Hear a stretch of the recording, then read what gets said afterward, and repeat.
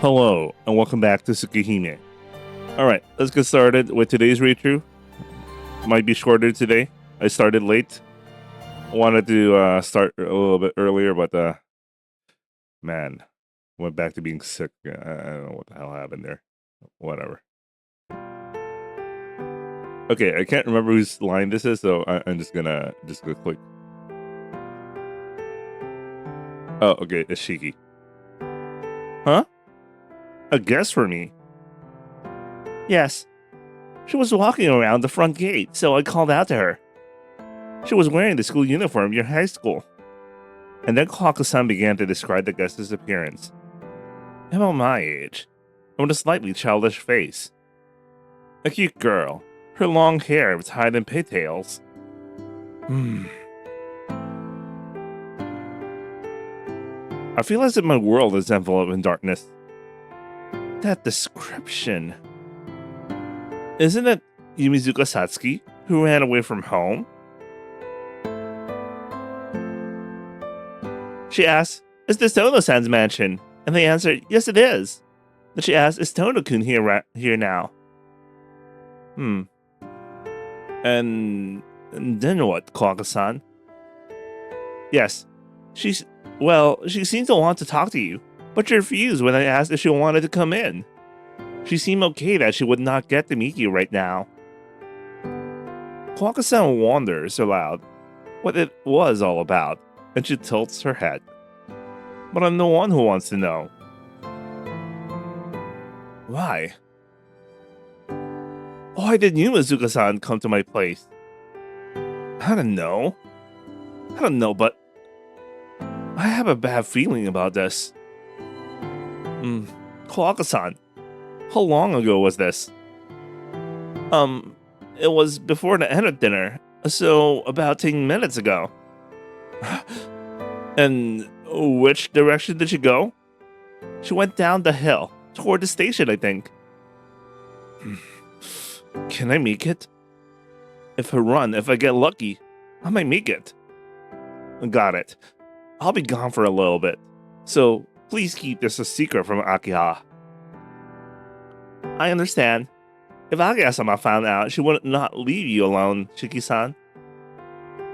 Giving a quick bow to the smiling and cheerful Kohaku-san, I run down the road and into the night.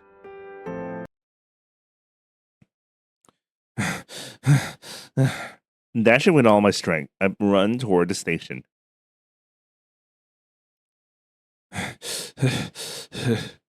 I look for someone like Yumizuka in the crowd in front of the station. I'm out of breath. My legs are painfully aware of how fast I was running, and they stop. I knew it wouldn't be this easy to find her. Trying to control my breathing, I start running again. I don't see Yumizuka Satsuki anywhere. It's only natural, but I can't seem to go out that easily. I don't think it was because I'm so worried about her. It's just that I had this terrible premonition. That's why I'm running like this. I'll be going. Bye-bye, Tono-kun. That was a goodbye just like any other. A truly happy, gentle smile. That was not the face of someone who'd run away from home. Tono-kun, help me when I'm in a pinch, okay? Yes. It really is that simple. I just don't want to betray that smile. I pant with exertion. I don't see her in the park either. There wasn't any way to find her from the beginning. I should just skip up and go back to the mansion. Still, I try to look for her as I turn to go back through town. I come in front of the station once more. It's already past 9 o'clock. That's probably because of all the recent serial killings that the area around the station is quite empty already. At that moment, Yumi, Zuka. For an instant, I doubt my eyes. But at the back of the figure in front of me. It resembles Yumizuka Satsuki too much. Yumizuka walks quickly into the midst of the crowd. I can't tell for sure. I may have been wrong, but I decided I should catch up to her and call out to her. Mate! Yumizuka-san! I shout while running. Did she hear me? Yumizuka quickly turns around to face my direction. That face. There's no confusing it. The girl walking ahead of me is unmistakably Yumizuka Satsuki, and the expression in her face wasn't frightening. Ah, but I feel a chill run through my spine. My heart starts to pound quickly. The back of my head throbs heavily, and my throat is burning. What is this? It's weird. The inside of my body is burning. I feel dizzy as if I'm in the grip of a terrible fever. In that moment, Yumizuka begins to walk again. Mate! Yumizuka-san! I call out, running. Yumizuka walks on unsteadily, not turning. Can't you hear me, Yumizuka? I urge my hot body onwards. But no matter how much I try, I can't catch Yumizuka. No matter how fast I run, I cannot catch up to her even as she walks. Something is strange. I know that, but I couldn't tell what it is. Right now, all I can do is follow Yumizuka Satsuki. And then, I lose sight of her. Yumizuka Satsuki, whom I've been chasing without success, is nowhere to be seen. Shit. What the hell is going on? I stop, catching my breath. My chest heaves hit deeply. Though I hadn't realized until now, I must have been running for a long time. What time is it? Resting my hands on my knees, I glance up at the nearby store window. It is already midnight. Can't be. I couldn't have been running for that long. It's hard to believe, but the clock is correct. Looking around, most of the lights in the shopping districts are off. I should go back. Even though I'm worried about Yumizuka, I feel like I won't be able to find her anymore. I chased her for almost 3 hours, calling her name all this time, but she did not even respond. What was she thinking? With a big sigh, I decide to head back to the mansion. Okay, don't skip. And there is no one around. The shopping district still has some people, but the way back to the mansion should be completely empty. The word serial killer run through my mind. Midnight. Walking through the town alone. I might be an easy prey for such an attacker. A sound. Somewhere behind the building. And there is a sound. I think it is the sound of someone falling. The back alley? The noise came only once. An eerie silence surrounded me. I have a bad feeling about this. Did someone collapse in the back alley? Did the wind just knock something over? Whatever it was, I probably shouldn't get involved. But is it because I was looking for Yumizuka a while ago? I feel like she's there for some reason. What should I do? There's no one around. The only help I can rely on is the knife Kohaku-san handed me this morning. Give me a second. I need the walkthrough. I can't believe it.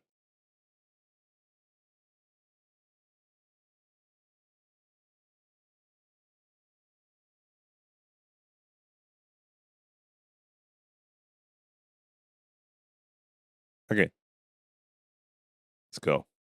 Go and look.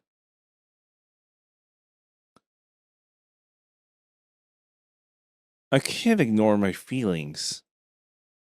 With a killer silking around town at night, looking for victims, I shouldn't be investigating suspicious sounds in alleyways. But I still remember Yumizuka's smiling face from yesterday. And there's no reason for Yumizuka to be there. But she is.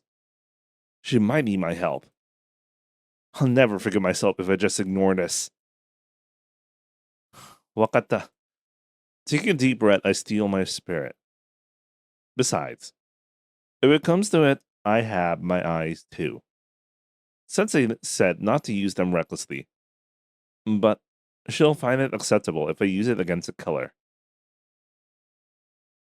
The sound came from here. Preparing myself, I step into the alley. My heart pounds. The back alley is quiet.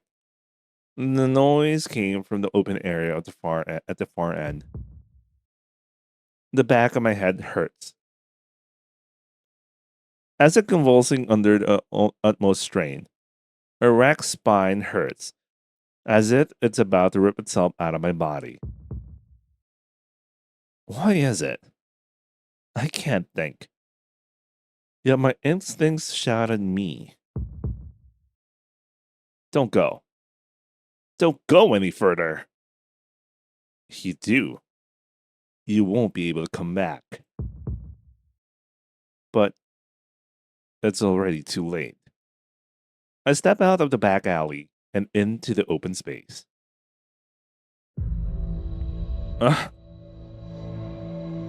That weak voice is all that I can get out. In the back alley is a single sheet of crimson, and its limbs are strewn across the garbage and rubble. Not the limbs of dogs or cats or the like. They are human limbs, blood dripping from fresh meat and bone. The ground and walls are painted with a red blood. A heavy scent fills my nostrils. Thick, like a red fog permeating my body. The choking smell of blood. A face. A face. A face. A face on a severed head, rolling around with an expression of agony. A face shriveled up like a mummy, split into halves. A face with both eyes gouged out. So distorted, I can't even tell if it used to be a man or woman. Unable to make a sound, I merely gaze speechlessly at the corpses. No, they can't even be called human bodies anymore. Even a badly made sculpture looks better than this. And there are 4 bodies. They roll around like scraps of leftover food. I gasp in shock in the sea of bodies. The back of my head throbs. My throat is parched, and my breath burns like fire. My fingertips quiver and my mouth distorts. What is this? What is this world before my eyes? Aka. Yes. Before my eyes, everything is that terrible color. But I merely stand. I think I may be going crazy.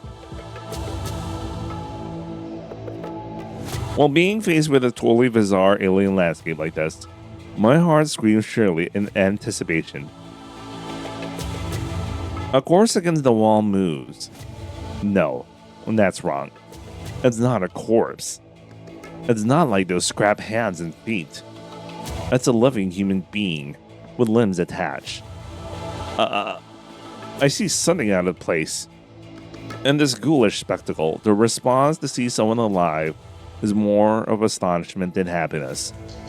But if he's alive, I had to help him. Hello? In my rush of emotion, I step forward, towards the living figure. Pulling itself up from the seat, it raises its face towards me. A face like a dried up skull. I leap back reflexively. But the skull moves faster than I do. With a voice like, he jumps on me. You! No! A hideous voice right next to me. Looking down, there is a large hole in the skull's throat, preventing it from speaking right. Ah! The dried up face, the dried up arm reaching for me.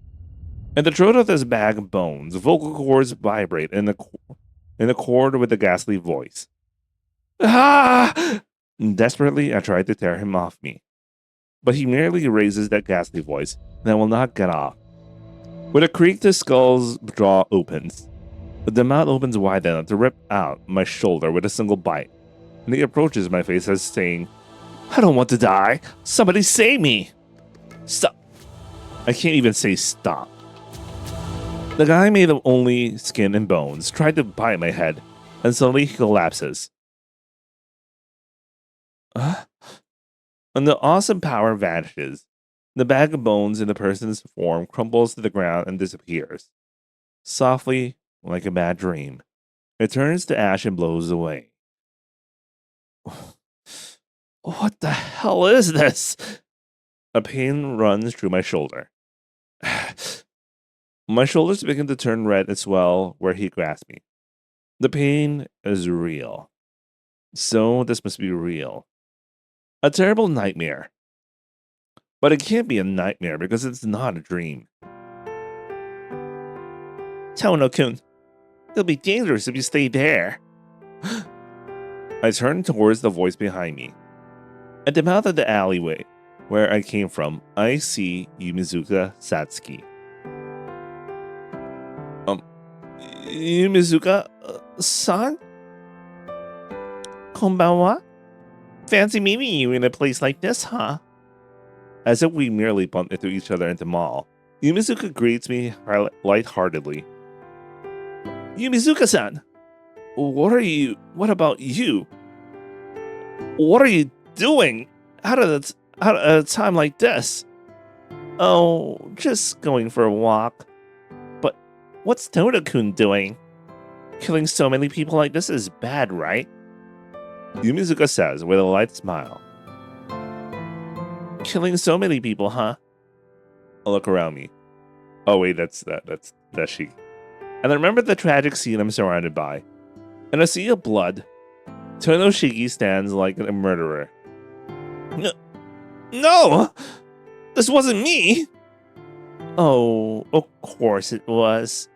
Everyone's dead, and Tono-kun's alive, so obviously Tono-kun must have killed him. No way! It just attacked me! I point at the monster that attacked me moments ago. But nothing's there. Even the ashes of the bones have been blown away by the wind. I swallow my breath. Yumizuka is chuckling. It's not. This wasn't me. My head is paralyzed. I can only manage broken language. I understand. I can think clearly, but I can't put my thought into words. For example, Tatoeba.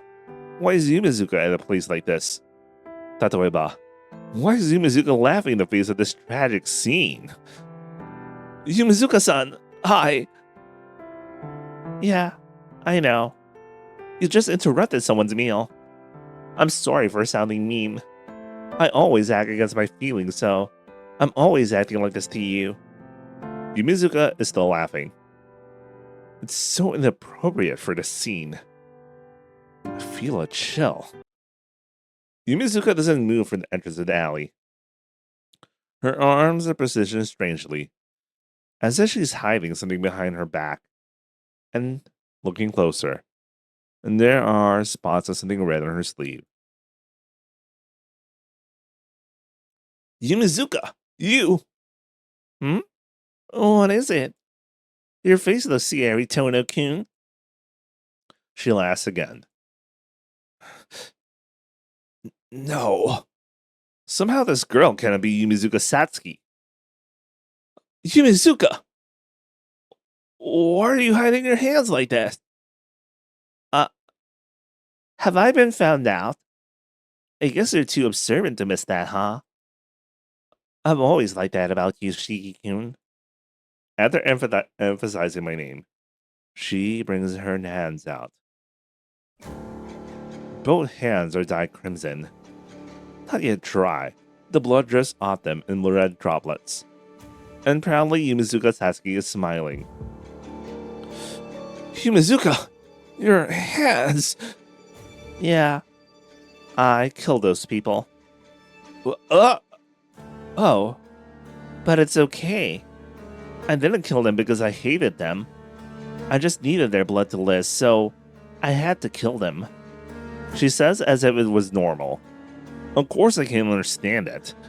All I do understand is my blood is pulsing wildly throughout my whole body.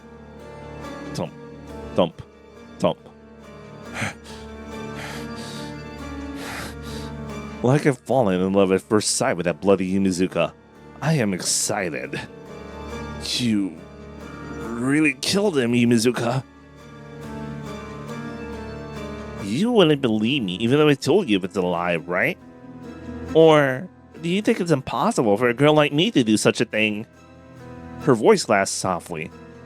I don't believe her.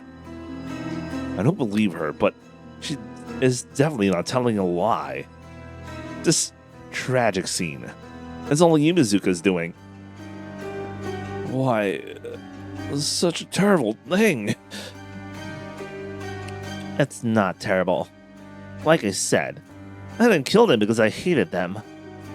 There's nothing wrong with killing others in order to live, is there, Shiki-kun? What? That's absurd! Killing is wrong! No, it's not. But I did do one bad thing. Since today was my first time drinking blood, I let a little of my blood get back into them. Because of that, you got attacked, Shiki-kun. I'm sorry for getting you involved, but we're lucky. It died without being able to finish changing. What are you talking about, Yumizuka? It's okay if you don't understand right now. I don't really understand it myself yet, so I can't explain it very well. But I think after a few days, I can become like Shiki-kun. Like Shiki-kun. Become a great... As she said so, her face distorts in pain. Rasps of agony echo from her throat. Yumizuka chokes up blood. It hurts! I guess even if I'm hungry, I should just drink blood at random. Even if it's not good quality, beautiful blood would agree with me. She breaks off in the fit of coughing. She chokes out blood with every cough. Yumizuka's body convulses. I don't really understand. All I know is Yumizuka's in terrible pain. That's all I can clearly understand. Are you okay, Yumizuka? Without thinking, I run towards to take her hand. No! Don't come any closer, Shiki-kun! But Yumizuka's voice stops me. You mustn't. I'm not entirely okay, Shiki-kun. She speaks painfully, still vomiting red blood. Yumizuka, you... I don't understand. Why is Yumizuka in pain? Or why is she like this? What the hell is going on? You said you killed those people, but that's a lie, right, Yumizuka? If you're in that much pain, shouldn't you be in the hospital? I know. Even though I understand Yumizuka brought about this tragic scene, I still lie to myself. Hey, Yumizuka! I'm coming over there, okay? I speak gently. But Yumizuka shakes her head in a violent refusal. Why? If you're in pain, we have to get you in the hospital right away. Shiki-kun, you're not getting it. You really never understand anything. Baka, I told you before. I don't understand. Huh, yeah. You did, didn't you? But you're still here. Yumizuka begins to pull away. hurts, Shiki-kun. She breathes raggedly, coughing up red blood. It hurts. It's cold. And I'm scared. I really want your help right now, Shiki-kun. But it's too early. Saying that, Imizuka straightens up again. Wait for me, okay? I'll go become a great... Oh, wait, that's her line.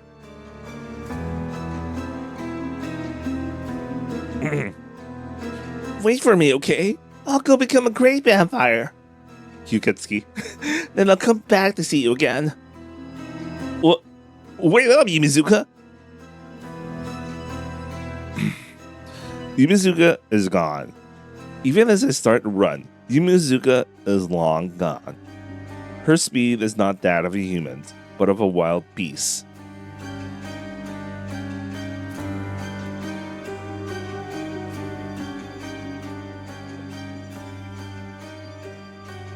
Okay, I just need to adjust something. Yumizuka, you... What happened to you? Really? Ah! My shoulders throb in pain where he grabbed me earlier. When I looked back at the open space where all the limbs were scattered, only left red blood. The faces, the organs, hands, and feet. They all turned to ash like the skull did before. Ah! Thump. I feel sick as if I'm going to cough up blood. This can't be. This excitement is so intense. I almost ejaculate. This? For a while, the crimson color of blood burns in my eyes. This can't be real! My world swims before me. My eyes see nothing but a distorted world. Those are Nasu's best hits there. Those lines.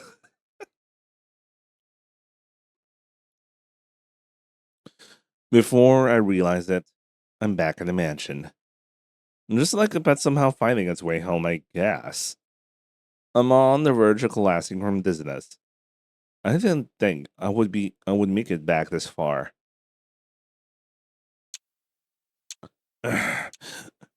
Vomit. I'm going to vomit. My heart is exploding. I can hardly breathe.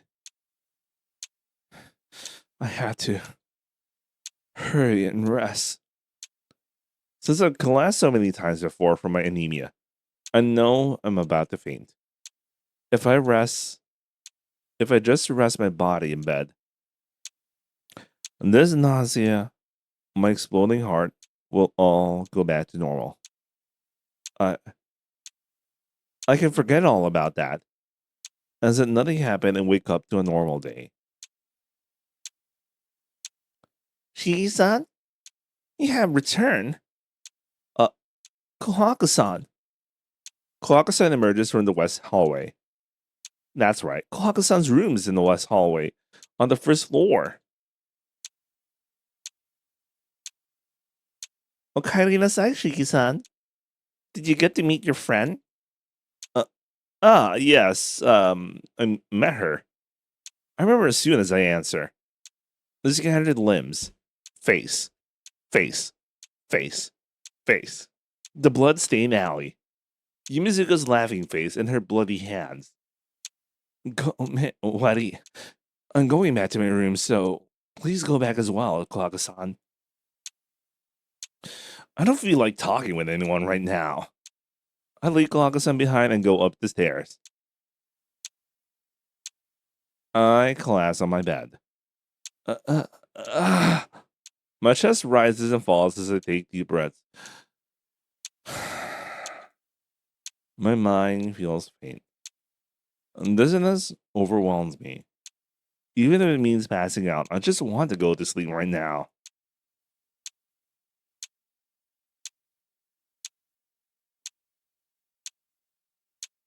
So why? Can't I fall asleep? I'm so dizzy right now, but why don't I pass out like always? If I close my eyes, the vision that I've seen out in that alley shows up under my eyelids. My heart throbs violently. It isn't terror, rather, it's close to sexual excitement. Doshite. I don't understand it at all. Is there this thin of a line between terror and lust? Huh? Who can it be at this hour? Shiki-sama, are you awake? That whisper is Hisui. Just imagining her form, my heart calms down a bit. Yeah, I'm awake. Please come in. Please excuse me.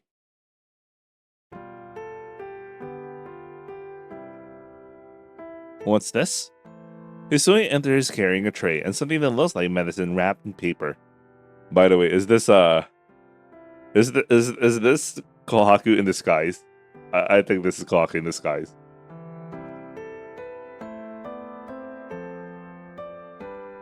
Hisui, what are you doing at this hour? Shiki-sama, you seem to have trouble sleeping, so I brought you some medicine. Huh? That's right. But how did you know, Hisui? I heard it from Nesan. She told me you were very tired, so I should give extra care. I see. It was Kohaku-san. She must have seen how bad my face looked when we met in the lobby. And this medicine is? It is a sleep-inducing medicine. Your personal physician gave his approval that it could be used for you. Approval? At this hour? No. My Nesan asked your personal physician as soon as she found out you were coming to live in this mansion. Wow. Kohaku-san is pretty amazing. She's pretty thoughtful. Anyway, I'm very thankful right now. Taking the water from his soy, I drank the medicine. Oh yeah, that is straight up Kohaku, man. That is straight up Kohaku.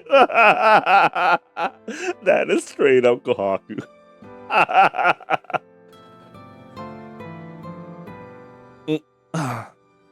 I start to feel very sleepy after a while. Thanks, Hisui. Please, could Kohaku-san my thanks as well? As you wish. Well then, please rest well, Shiki-sama. I can hear Hisui's footsteps. That is really good acting for Kohaku. Well, you know, Kohaku is the best actor here. That was so obvious there. I think at this point they're really making it obvious it's Kohaku. Compared to the other routes where you really had to guess. You really had to guess. But here, yeah, that little emotion expression change just straight up told me that is Kohaku.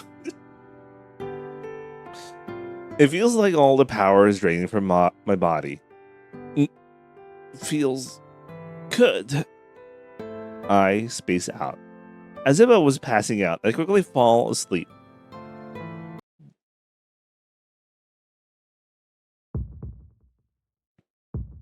Is this a dream? A red alley. The same back alley that I was in before. Where Yumizuka Satsuki is killing. There's only one back alley in this damn city. Luring appropriate passerbyers into that back alley. Mercilessly killing them from behind by twisting their necks like a damn clot. Then plunging their teeth into them. One person. 2 people. 3 people. 4 people. How dare she do those things without me? As if in the dream, indulging herself in drinking the blood, Yumizuka tears apart the 4 bodies and continues licking the blood. A crimson world. But I don't feel it as sick or detestable at all. Pathetic. Pathetic. Pathetic. A knife in my hand. My breathing is out of control. My heart is pounding like a piston, urging me to do something. If it were me, I'd do a much better job. I breathe hard. Is it because I'm holding back my impulse of wanting to do the same things Yumizuka Satsuki is doing? I'm going out of control. Because I don't want to see such a thing.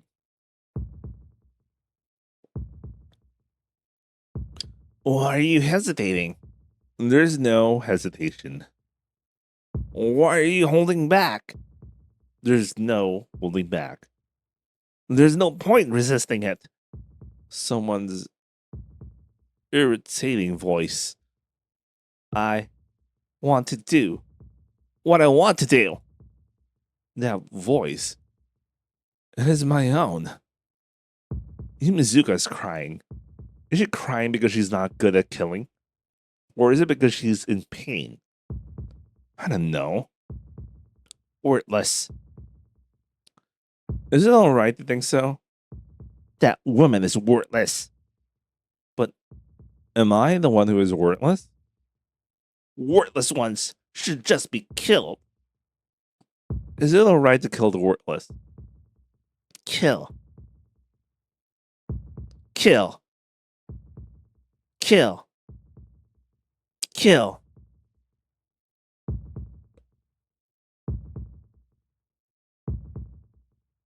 That's a lot of kill, so you guys can read that. And more kills.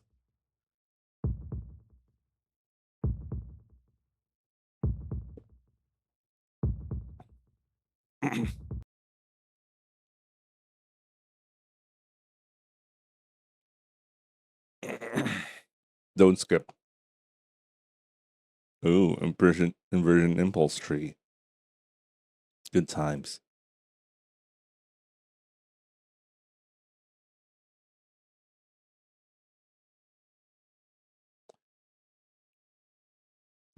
Shiki-sama. There is a voice calling me. Please remain strong. I shall bring you something to drink. I sense the presence receding. Footsteps. It makes me realize it is morning now. I open my eyes. There isn't anyone else in my room. I hear something ragged.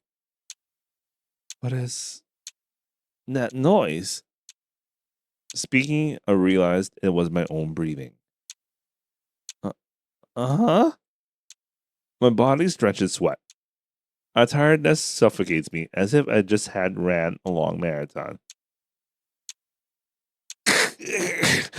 My head hurts. Because I saw that hideous dream. Yumizuka painted with blood and I staring at her in envy. A complete nightmare. There's something wrong. I managed to say this much, still breathing hard. Last night's dream still lingers in my head. It really was a horrific nightmare. I was just blanked out in my dream, as if I couldn't rouse myself from the nightmare if I tried. Shiki-sama! And then Hisui rushes into my room. Hisui? And that something happened. You didn't even knock. Are you awake, Shiki-sama? Yeah, I just got up. Ohayo, Hisui. Thanks for coming to wake me. Yes. Ohayo. Returning my greeting apologetically, Hisui approaches the bed. I have brought you something to drink. You do not appear well, so please drink it. Looking at it, it seems like she brought a drink on a silver tray like she did yesterday. I don't really feel bad or anything. I smell soundly and I feel refreshed. But Hisui stares at me. You seemed to be in a very poor state earlier. Shiki-sama, does the scar in your chest not hurt? No, not really. Well, it may be because of that terrible dream. I was really having quite a nightmare. I feel dizzy just remembering it. Hisui looks intently in my face. I see. Sui, you woke me up. Yes, I'm deeply sorry. What are you saying? Thanks, Sui. You really helped me a lot. Oh, I really like that blush. That's so cute of Miss Sui. Oh, man. Man, this guy. I really do mean that from my heart. If she hadn't woken me, I might still be trapped inside that awful nightmare. I'll go change and go to the dining room. Thanks for everything and for giving me this drink. Sorry about that. No, you do not need to apologize. I will wait for you in the sitting room. Isoi silently leaves the room. To be honest, I'm really quite moved. I thought she was truly without emotions, but maybe she's just poor at expressing them. She was so distressed over me having a nightmare. It makes me smile imagining her in such a hurry. Maybe it isn't that hard to see Hisui smile. Well then, time to get up. I throw out the sheets and get up. In that instant, pain explodes through my body. Gah! It's from a deeper place, aching with my heartbeat. Gah! Clenching the sheets, I somehow weather the pain. It fades away. There's nothing lingering. Perhaps just a sudden fit. Chest wound. I bring my hand over my chest. There's a great scar there. Even though it has healed, at times it still hurts like it just did now. The doctor said the physical wound is healed, but the mind must be replaying the pain over and over again. Usually, the scar begins throbbing after I see a traffic accident or a dead body. The image of blood or death must make me recall the accident 8 years ago. Because of last night, I guess. The red back alley. And the normal smiling face of Yumizuka. My chest hurts. The image of Yumizuka doesn't leave my mind. But I don't know what I should do. What I can do. I can only live my everyday life. Shit. Swearing at myself, I roll out of bed. After changing out of my pajamas into my school uniform, I head to the living room. Akihai and Hisui are in the living room. Kohaku-san is probably in the kitchen cooking my asagohan. Ohayo, Nii-san. Sitting in the sofa, Akiha greets me and looks at my expression. Ohayo, Akiha. Returning her greeting, I head to the dining room. There really isn't much time for me to stay and chat with Akiha, and I don't really feel like talking to anyone at all. Nii-san, I need to speak with you a little. Is that alright? Wait, I'll be right back.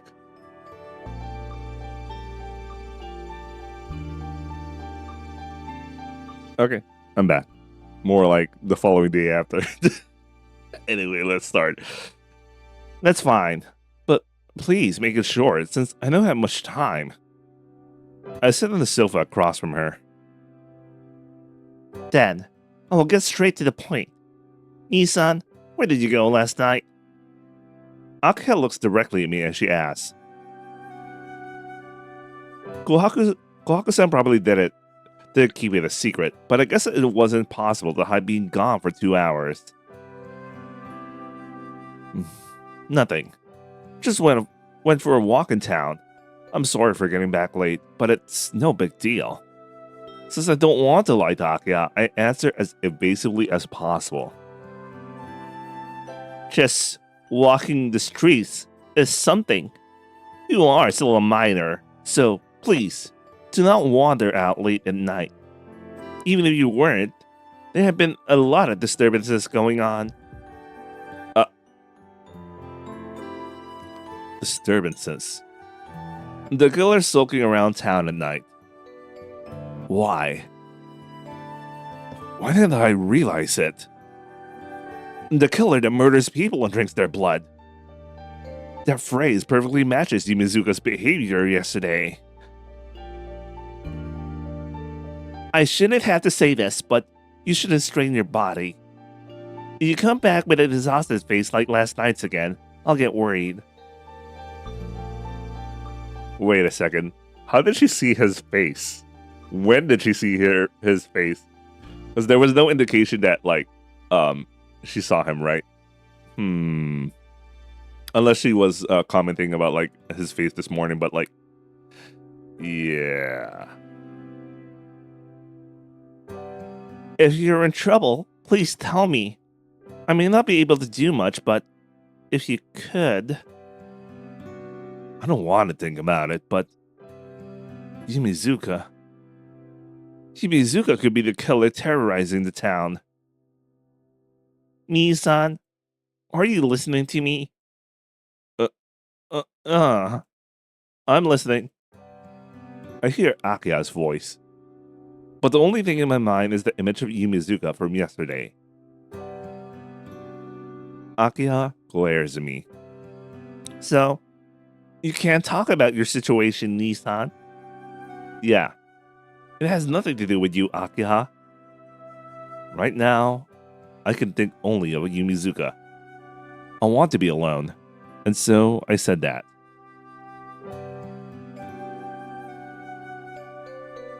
You're going to keep going your own way. Is that what you're saying, Nii-san? I understand. Well, please, feel free.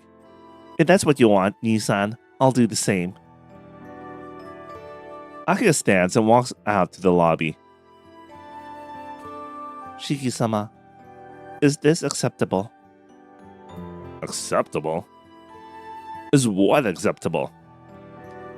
I believe Akia-sama is deeply concerned about you, Shiki-sama. But I think it's difficult for her since she does not often talk about her feelings. I know, but right now, my head's full. And I can't. I do feel sorry. Hisui falls silent. Shiki-san, breakfast! Clocusan's voice can be heard from the dining room. I stand up and head towards it.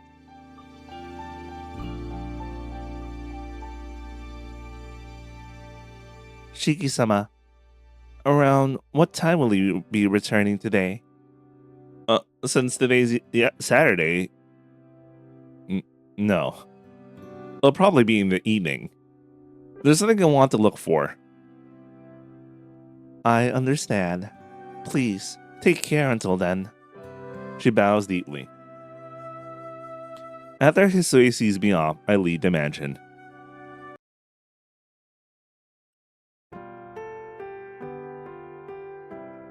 There was no point coming to school. Yumizuka Satsuki was treated as an absentee, and no one seemed to be the slightest bit concerned about her. Time passed without me realizing it. Whereas Arahiko or Senpai came by sometime, but I don't really remember. Noon comes and school ends. I had no idea. But I still had to look for Yumizuka.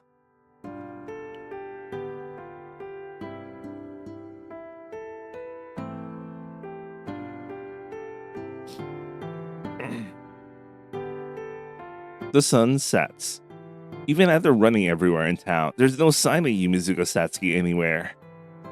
I bit my lip angrily, but it's not anger over finding her. 2 days ago, I'm mad at myself for promising such a thing in the first place. Help me when I'm in a pinch, okay?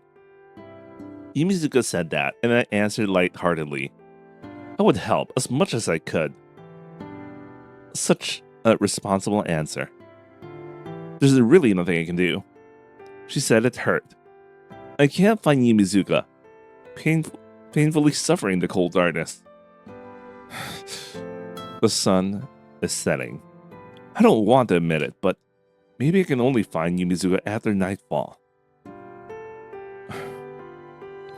I told Hisui I'll be back in the evening. Perhaps it's too early. I'll go back to the mansion and calmly think this true.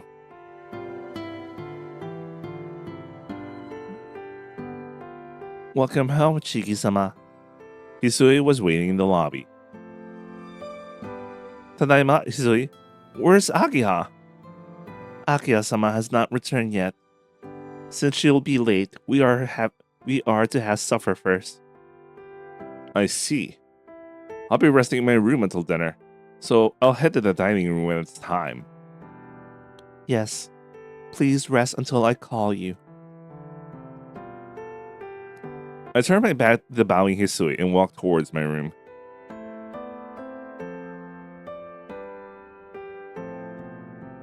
After supper, I sit down on my bed. The clock's hands show 9 o'clock. Since leaving the mansion after 8 is forbidden, I cannot go outside any longer. But that's merely a rule. If I feel like it, I can easily go outside. Bye-bye. See you at school tomorrow, Tono-kun. What am I thinking? It's just foolish. I just can't comprehend what's happening to Yumizuka. I don't realize she's a Kyukitsuki serial killer causing all these incidents in town. But still, I cannot forget her last words she said into the sunset on her way home.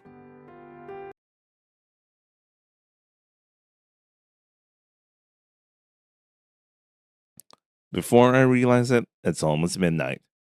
Lost in thinking about what I should do, I pass some of the night wide awake.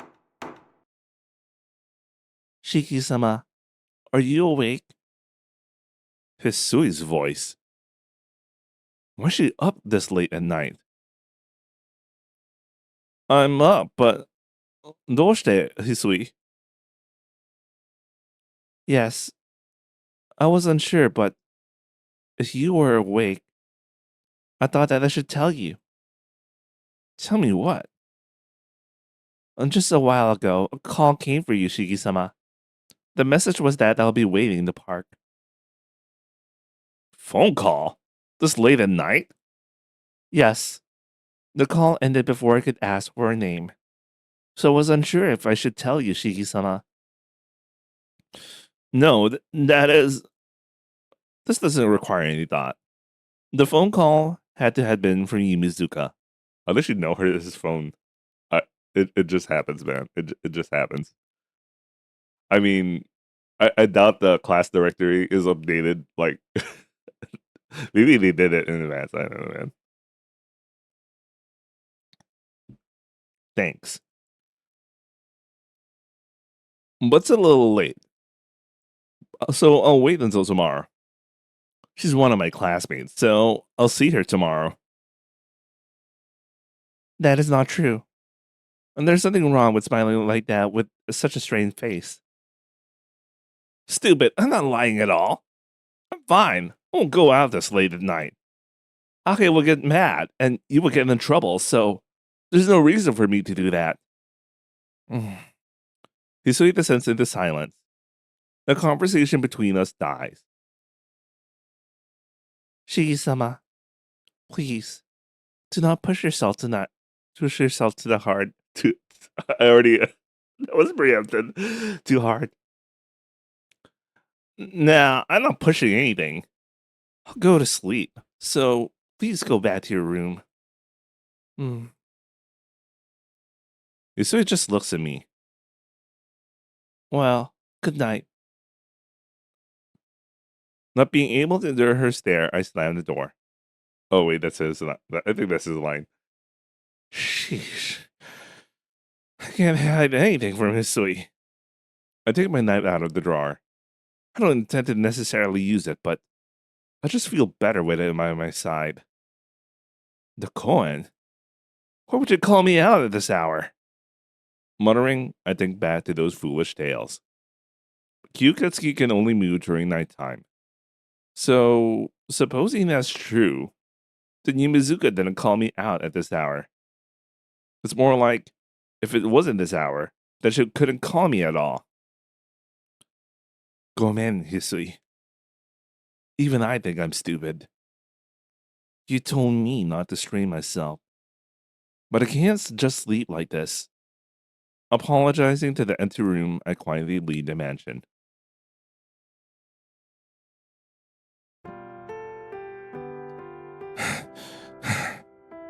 I rest my body, burning from all the running. It is almost midnight. The park, located off the main road. Because of the serial killings these past several days, there's not a single soul to be seen around here. My heart beeps loudly. My throat dries up from the tension. If the phone call that Hisui received was from Yumizuka, then she has to be waiting there for me. The park is empty at night. There isn't a sound under the moonlight. I don't know why, but the chill runs through me. The back of my head numbs. A horrible chill, as if my body freezes to my fingertips. I try to catch my breath. In contrast to my cold body, my throat is scorching. It's dry with thirst. I put my hand in my pocket. I just wanted the blade in my hand. Why? Just a faint headache, a low temperature. My mind is cool like ice. Something is strange. This park feels like something bad is around. Just what am I afraid of? I shake the headache off and walk deeper in. There's no one around. A terribly dark and lonely place to meet someone. There, someone is crouched, breathing raggedly. Her face pale white as she scratches her throat in pain. Without a doubt, it is Yumizuka Satsuki. Yumizuka? Her figure is tormented. Without a thought for what happened last night, I run towards her. Wait! Yumizuka stops me with just a word. Wait, Shiki-kun. I'm glad you came, but I don't want you near him right now. Please, don't come any closer. Her breathing looks painful. Her body convulses as she speaks, as if she's trying to collapse any second now. Don't be stupid. I'm not going to leave someone looking as painful as you alone. No, I'm okay. You came, so I'm fine now. Forcing herself up, Yumizuka smiles at me. What's going on, Yumizuka? Why haven't you been home? What was that about yesterday? Why, that... That what? That... You know what I'm talking about. If you mean yesterday, well, you saw what happened. I told you, I killed those people, didn't I? She answers frankly. It's almost as if she's laughing at my feelings of denial.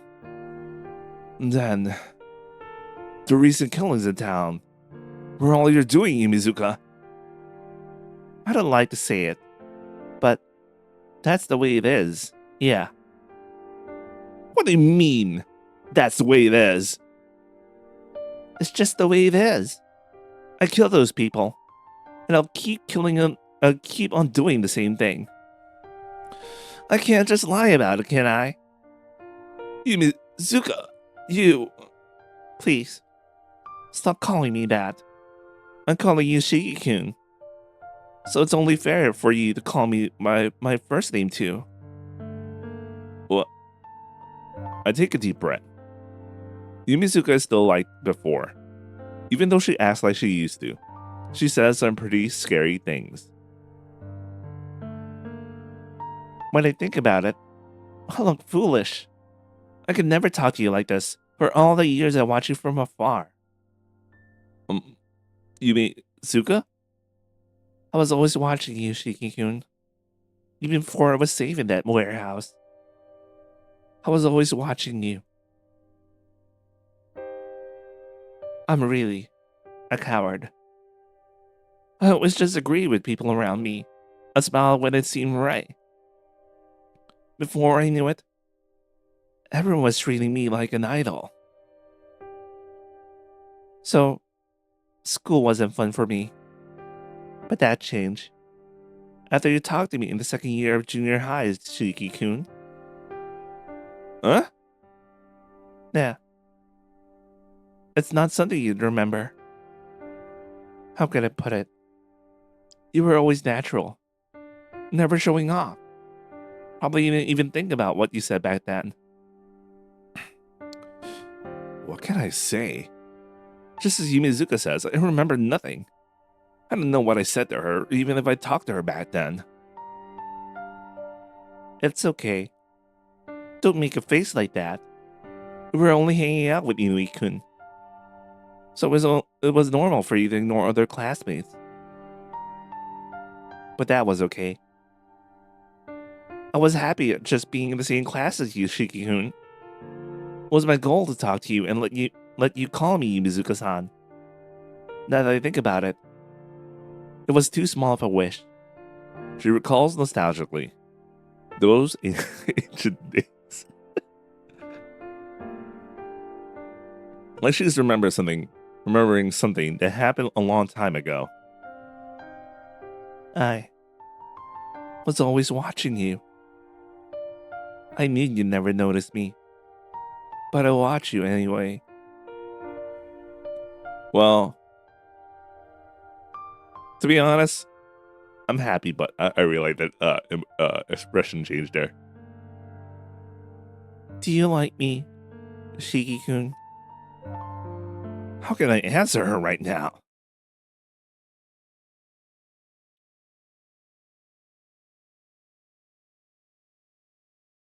I can't answer.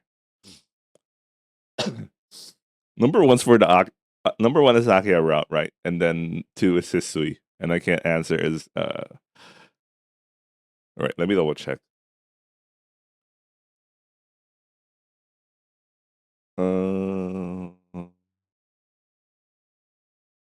No. For Hisui it's also like I can't answer. For Akiha, it's like I like her. When do you do I hate her? Like, is that like what you choose if you want to choose the other routes? No, because hmm. Because I remember like you can't even once you the moment you start like if you encounter his Satsuki, there's no way you could start Arcwait and CL's route anymore. So if you select I hate her, does it lead to a bad ending? I think it does. I don't know. I don't know. But anyway, well, I'll probably figure that out sometime in the future. But let's go with I can't answer. Okay, don't skip. Yumizuka, I can't answer. Maybe this makes me a horrible person, but those are my true feelings. I never had any special feelings for my classmate Yumizuka Satsuki. I'm only here because what happened on the way home 2 days ago left me such an impression in me. I couldn't just forget about it. I thought so. You never even knew I existed. So, you couldn't have fallen in love with me. Already, there's like a skip for this. Ah! Yumizuka's body trembles. Breathing painfully, she falls to her knees. A choking sound. Squatting on the ground, Yumizuka coughs heavily, and she spits out a lump of blood. Yumizuka! This time, I do rush near her. Yumizuka, are you okay? Yumizuka! I put my hand on her heaving shoulder. I feel a chill. Even through her clothes, I can feel the coldness of her body. Stupid, you're freezing! What are you doing in the open in the night like this? Shiki-kun. Her voice is hollow as she says my name. Yumizuka collapses against me. As she pants, her warm breath brushes my skin. Zuka? It's okay if you don't like me, Shiki-kun. Because I really didn't understand you at all until now either. Yumizuka speaks as she coughs. It's alright. Don't talk! I'll take you to a hospital. But I understand now who you are and what you want to do. I really understand now. Because... Huh? Yumisuka's arm tenses. With amazing strength, she digs into my shoulder. Because... I became like you, Shiki-kun. Saying that, Yumisuka sinks her teeth into my neck. Fading. My consciousness is fading. Yumisuka's fangs dig into my neck. I'm being drained, as if all the life in my body is liquefied and sucked out. Without strength, there is no thought. So my consciousness is not fading. It is simply being destroyed. And there are no thoughts. I know I'll die if I stay like this, but I can't even... Kill this woman. All the same. From somewhere beyond my mind, my blood begins to boil. Yumisuka! But my arms push her back out of pure reflex. I really like the CG. I really like the CG.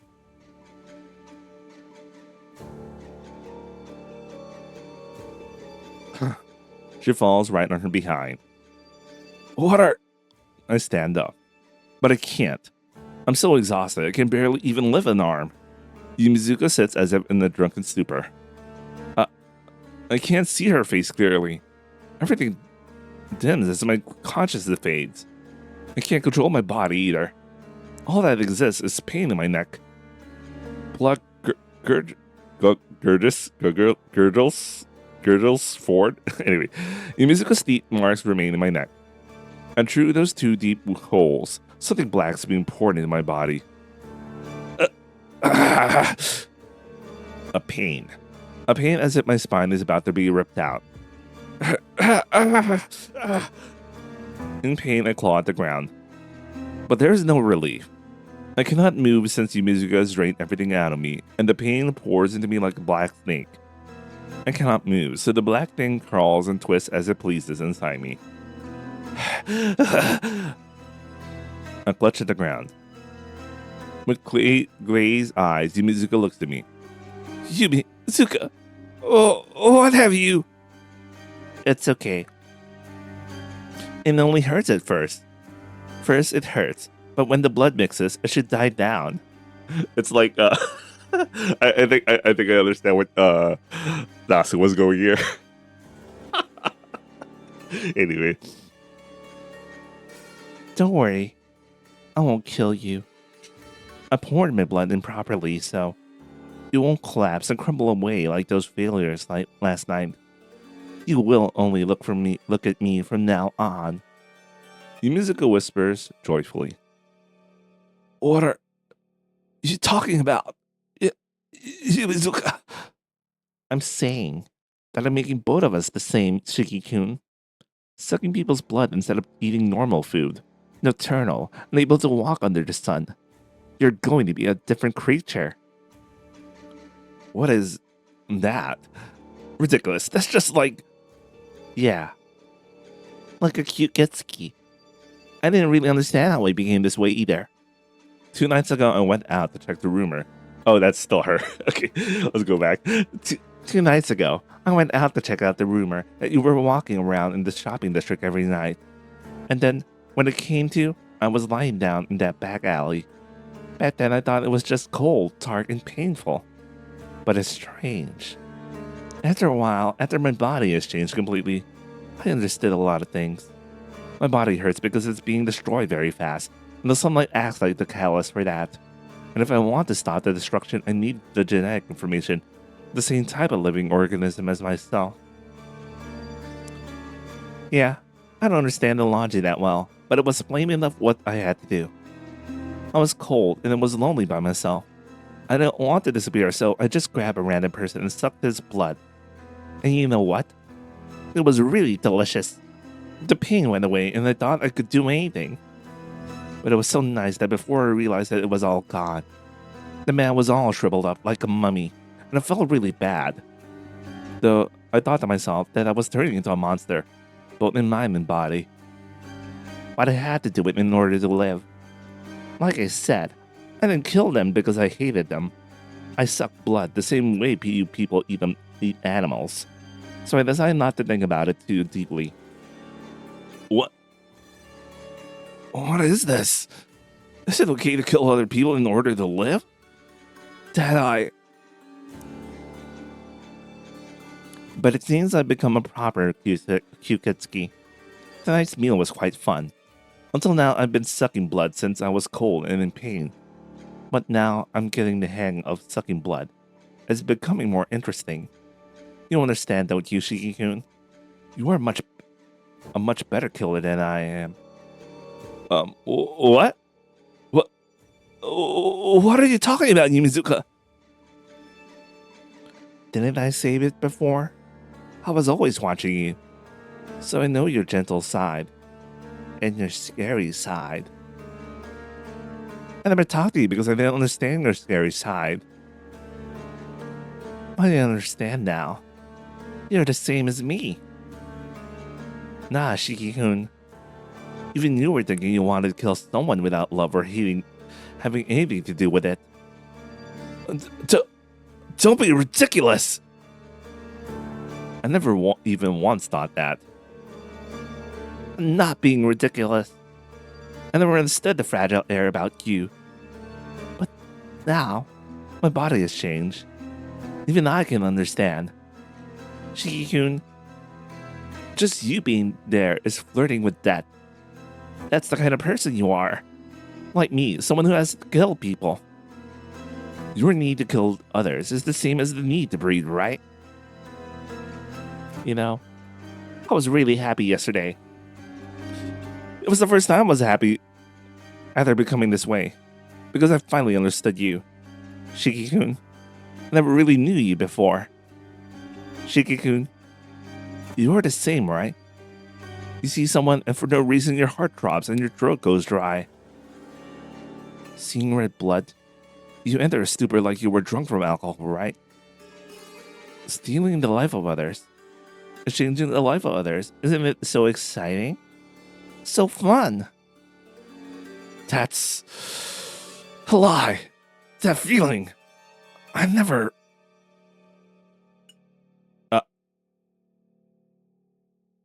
That was something only in a dream, though. But I can't say I never had it. See? A pure homicidal impulse without the impulse of emotion. Your fragile side, which I always wanted to understand. I forgot to say one more thing. A Kyuketsuki is someone whose blood has been sucked by a Kyuketsuki, right? That's true, you know. To be precise, the person whose blood has just been sucked dies. Kyuketsuki pour their own blood into their victims as they drink to turn them into their own. So what's in you right now is my blood. Standing up, Yumizuka speaks with satisfaction. I see. This is Yumizuka-san's blood then. The black thing that still defies my body. By the way, there's a lot of those weird ass Nasu parallels if you understand what's going on right now. It's not even a mouthful, but it still causes unbelievable pain, even though it drives me to madness. And that's the case. This blood, this foreign pollutant swimming in my body. I can't see it, but with my eyes, that should.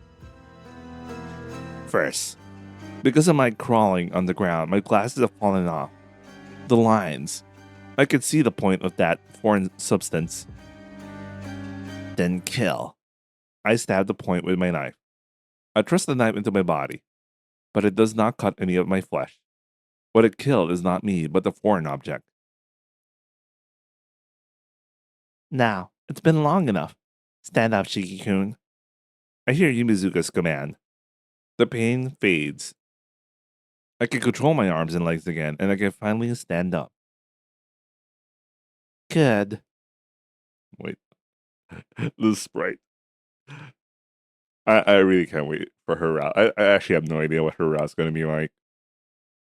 I can imagine it's going to be like 50-50, like 50 supernatural and 50 inner conflict. I mean, the stuff the stuff that makes the far side routes or the far side routes great for me is the inner conflict stuff that rather than the supernatural stuff that you get from the near side routes. I mean, I'm not gonna lie, I like the near side routes and sometimes of the shonen chuny stuff, but like holy shit, man. I think the inner conflict stuff is much more interesting. Anyway, that's my opinion. Anyway, let's continue. Good. From now on, we'll always be together, Shiki-kun. Now, come here. Come by my side, hold my hand, and make me feel better. She holds out her hand. My heart pounds and my legs begin to move, but they don't move forward. They move backward. Shiki-kun?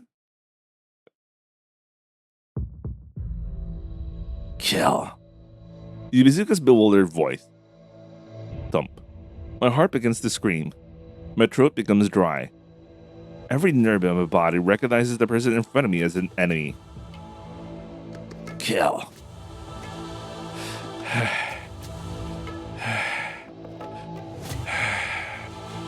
This feeling.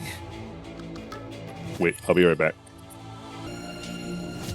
Okay, I am back, and it's been days, but at least I'm back. All right, let's continue. I'm probably gonna do a little reread, like a line or two or three. I don't know, man. This feeling. It's as if my thoughts belong to a completely different person. I can't resist the impulse flowing out within me. My mind is growing hazy. Why? Oh, okay, this is Satsuki. Why? Hey, why aren't you doing what I tell you to? Kill. Thump, thump. My heart beats loudly, as it repeatedly ordering me to kill. To kill. Shiki-kun, you... No. Yumizuka. She looks at me as I breathe painfully. Why? Why didn't my blood work? I killed your blood. So, I'll not become your partner. What? The eyes staring at me are filled with surprise. Kill. Please, disappear, Yumizuka. I don't understand why, but if you remain here, I'll kill. I kill. I don't want to kill anyone. My mind is inverting. Yumizuka's eyes burn black. Like a needle, the sharp intent to kill. Tonoshiki's body separates itself from the mind and will of Tonoshiki.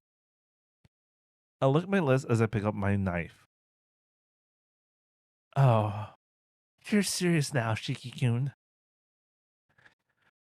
I can't speak. Nothing.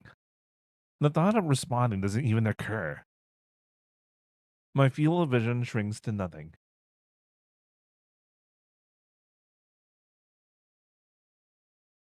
Liar. You said you'd help me. I don't know anything about that.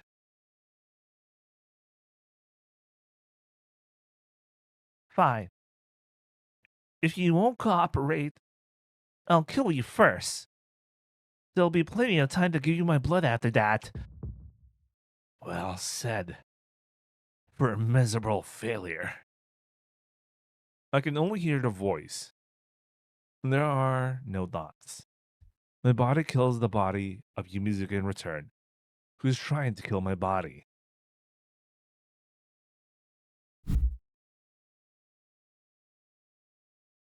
A sensation of splurting. My right arm holding my knife is heavy, and my left arm is burning. And the burning on my left arm is from the flowing of blood. Yumizuka's nails tore through my clothes and made the blood flow. Maybe thanks to the bleeding, my burning blood cools down. My ferociously pounding heart starts to calm. But I start to realize I pierce Yumizuka's heart with my knife. I'm now holding her as if I am embracing her.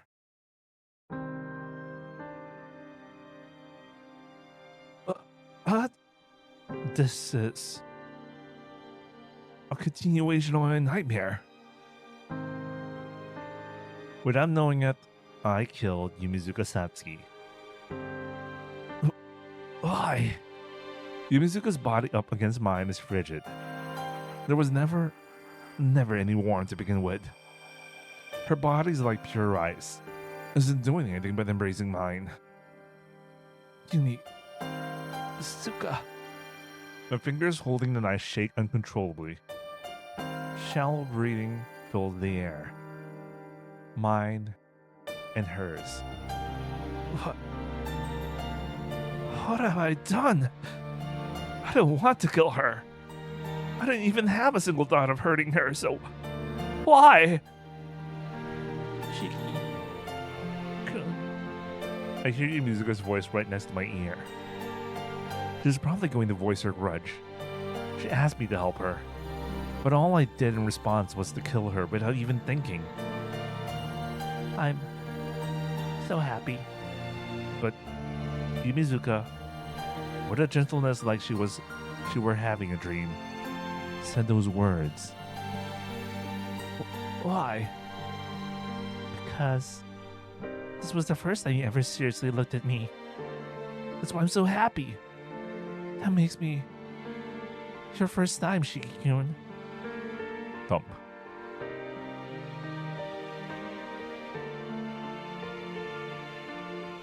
I'm so sorry. They say only death can cure a fool. But in my case, it seems even death couldn't cure me. Thump. Suka? Thump. There's no reply. With a dry sound, her body crumbles to ashes, as if it were never there to begin with. What happened? That's right. I cannot understand. That's fine. I breathe harder. Knife still in hand, the contents of my stomach rise to my throat. How come? There's only regret over killing her. There's also guilt. But above all else, I can't rid myself of this feeling. What a shock. If you call this pain pleasure, then it has to be the greatest pleasure in the world. That's what I think as I feel this blood pulsing throughout my body. It's the kind of person you are. Like me. Someone that has to kill people to live. Your need to kill others is the same as your need to breed. She said killing others was fun. She probably said that to me. No. That's wrong. I cannot accept that. If I accept that, I could never live with myself again. I'm different. I'm different from you, Mizuka. There's no power in my denial. My whole vision wavers. Here, if I stay here any longer, I'll go crazy. I had to go back to my world. I need to hurry back to the normal life of Tonoshiki, or else I'll be engulfed by this poison. Trying to stifle the sharp pain in my head, I start to walk away.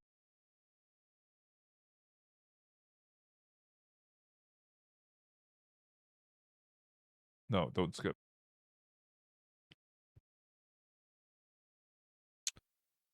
The door opens with a creak. With a heavy body and dull mind, I make it back to the mansion. My footsteps drag behind me. The moonlight illuminates my figure, making it sound like an exhausted ghost. My left arm hurts. Where Yumizuka wounded me. The bleeding has stopped, and a gradual lessening of the pain tells me it couldn't have been too deep. I reach the stairs. I don't even care about treating my wounds. Right now, I just want to stumble back to my room and sleep like a rock. Nissan. And then, from the middle of the stairs, I hear Akia's voice. Akia? I raise my head. In front of me, I see Akia, who had just now made it to the bottom of the stairway. Akia is silent. Oh, wait, that might be Shiki. Anyway, something about her appearance is a little strange. But I don't even care right now. I continue stumbling up the steps. Right now, I should just go to my room. So I had to keep going up the stairs. I dazedly make my way past Akia's still figure. I had to get up the stairs. Hey, please wait. Nissan, just where did you go this late in the evening? Who knows? Besides, what is Akia doing standing here at this hour anyway? I try to glide down the stairs as quietly as possible. It seems like she's going to go outside just now. It doesn't have anything to do with you, Akia. I'm going to my room, so don't bother me. Bother? Akia gasps and cuts off mid-sentence. Nissan, you. Look. Her previous shocked eyes become calm. Your left arm is injured, right? Your clothes are pretty dirty, too. Don't worry about it. It doesn't even hurt anymore. It doesn't hurt? That can't be true.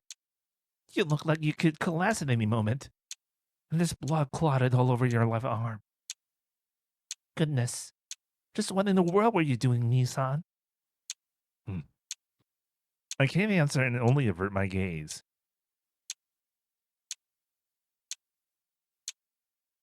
I couldn't possibly explain everything that happened tonight. And more than that, I don't ever want to talk about Yumizuka to anyone. Nothing much. I was just walking around and got sucked into a little drunken brawl. Answering simply, I climbed past her. But with a pull, Akia places her hand on my shoulders. Nissan, don't get mad. With a weak voice, Akia looks directly at me. With her face like that, I become even more unable to tell her what really happened. And just like that, time passes without either of us speaking. After some minutes pass, Akia lets out a breath and drops her shoulders in resignation. Fine. I won't let it go. Akia grabs my uninjured right arm and heads towards the sitting room. Hey, Akia. I want to go back to my room and sleep. No. I won't ask you any more about it. So, you had to let me treat your injuries, okay? So come this way. I can't help but be worried if you go to sleep looking like that. Still holding onto my arm, she drags me with her to the lobby. Wow. This is just how it is. I resign myself to doing as Akia says.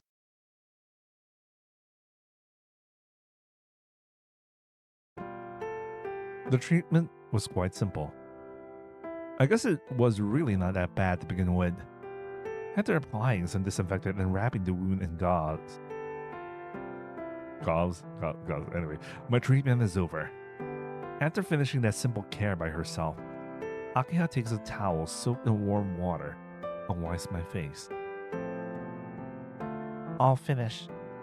This uniform's done for. So, we will have to get a new one prepared tomorrow. My mind is still numb. Ake really hasn't asked me any questions about what happened and simply took care of my injury. I'm a little surprised. I thought she would let Kohaku-san or Hisui take care of it, but Ake did all that with a smile. Her gentleness is completely different from the way she was these past 3 days. I did think about Akia from long ago. Nii-san, hey, that's all finished, so please go back to your room. Didn't you say you would rather go to sleep than keep me company? She may still be resenting my words from earlier, because she sounds very dissatisfied. There's still something wrong with my brain, but I do understand how much Akia worried over me. Yeah, thanks, Akia. Is it because I'm still woozy? I'll let my true feelings show. Huh?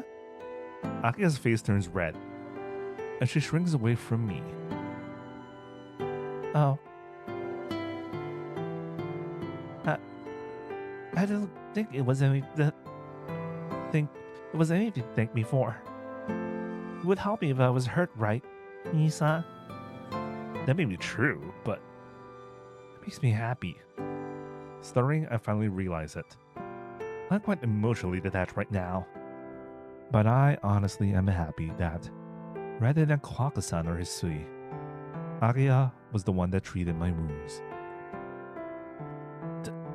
Don't say such stupid things. Please, hurry back to your room. Or are you hurt somewhere else? Akia says so and shifts her gaze.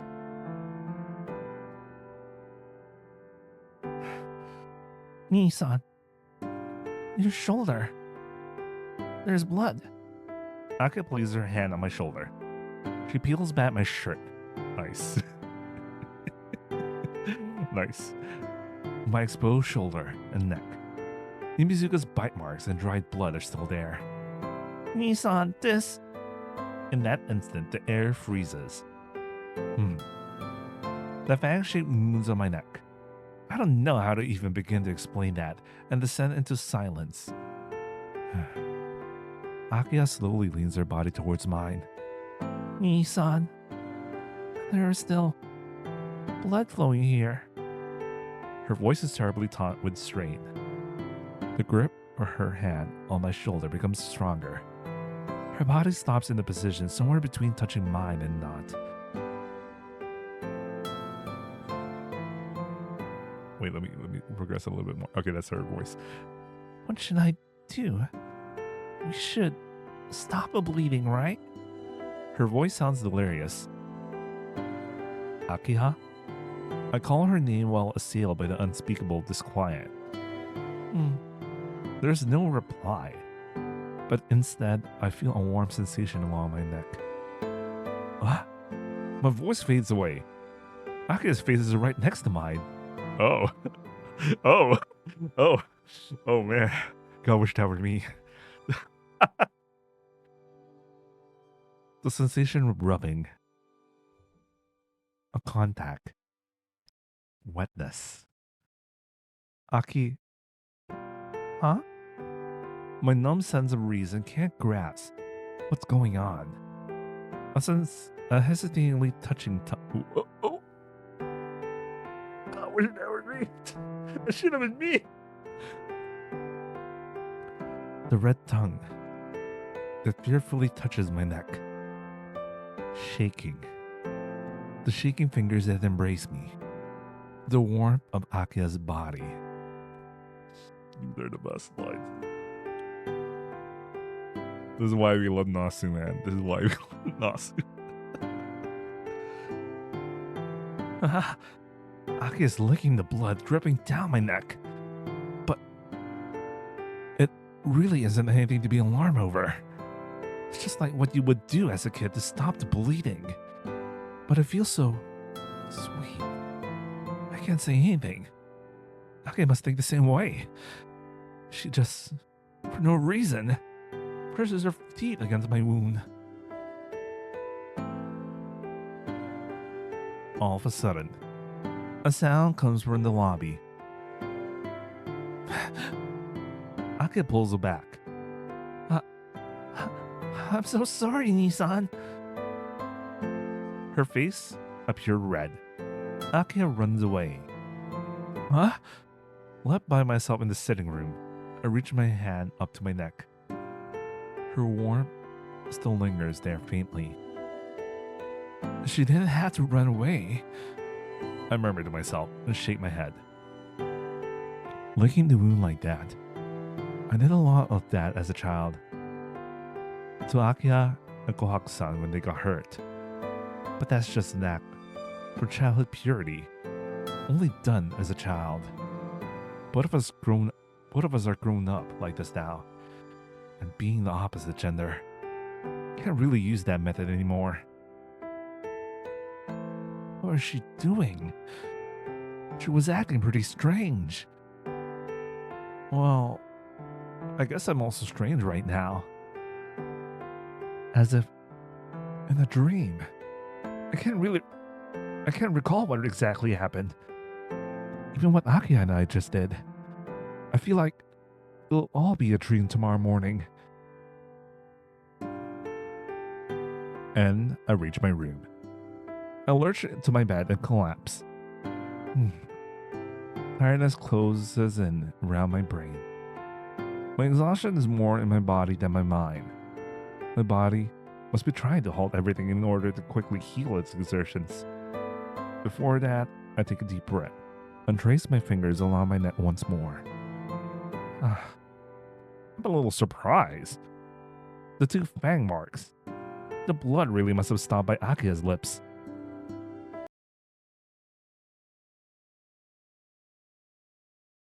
Ooh, Cradle Garden. This looks like a red garden, huh? Red garden weather. We can only wish. Awake from a long sleep. The sunlight from the window looks closer to midday than morning. It must be because of how late I got back last night. It seems I've overslept. Dragging myself up from bed, I look down at my hand. The sensation of how I stabbed Yumizuka remains. 2 nights ago, when I met Yumizuka and saw that hideous dream. If only yesterday. It was just a dream. But wishing it won't make it so. I have no clue why or how Yumizuka became a Yuketsuki, and I couldn't do anything to help her. No. Once Yumizuka had become like that, there was probably no way for anyone to help her. She was already dead. All I did was return that corpse somehow moving as if it were a living thing back to being a dead body. And that's the only way I can think of it. But still. Please excuse me, Shiki-sama. With that voice I have become accustomed to, Hisui enters the room. Ohayo, Shiki-sama. How are you feeling today? I slept well, so I don't feel bad at all. Is that so? Hearing that makes me feel very relieved. Even though she says that, I don't see her even relax her shoulders or get any other indication of it. But I feel relieved as well. Because of what happened last night. The long night is over. Because I don't have to enter that unnatural world any longer. My heart can relax. Thanks, Hisui. You always come to check up on me from early in the morning, right? Your concern means a lot to me. Oh man. Don't tempt me like this, Hisui, man. I only like Kohaku. Anyway. Not at all. It was my duty to be concerned with your welfare. There is a hint of happiness in Hisui's expression. Moreover, I feel like I've been somewhat rescued. While I've been sleeping in bed like this, Hisui came as always to wake me up. With just that trivial thing, I honestly feel like I've returned to my normal life. Suddenly I had just this Kino moment when I suddenly remembered Hisui's route. Do you remember where Shiki did the equivalent of do you want to build a snowman to Hisui? This is Hisui's version of it. If you think about it, her willingness to show up every morning to wake him up, and man, Hisui's ain't so bad. Anyway,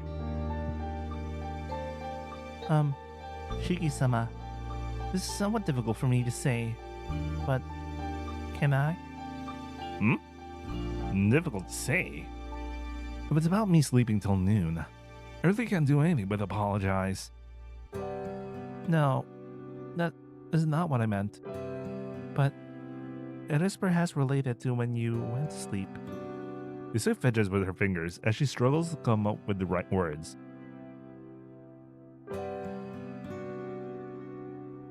I did not say anything, but Akiya-sama found out about last night.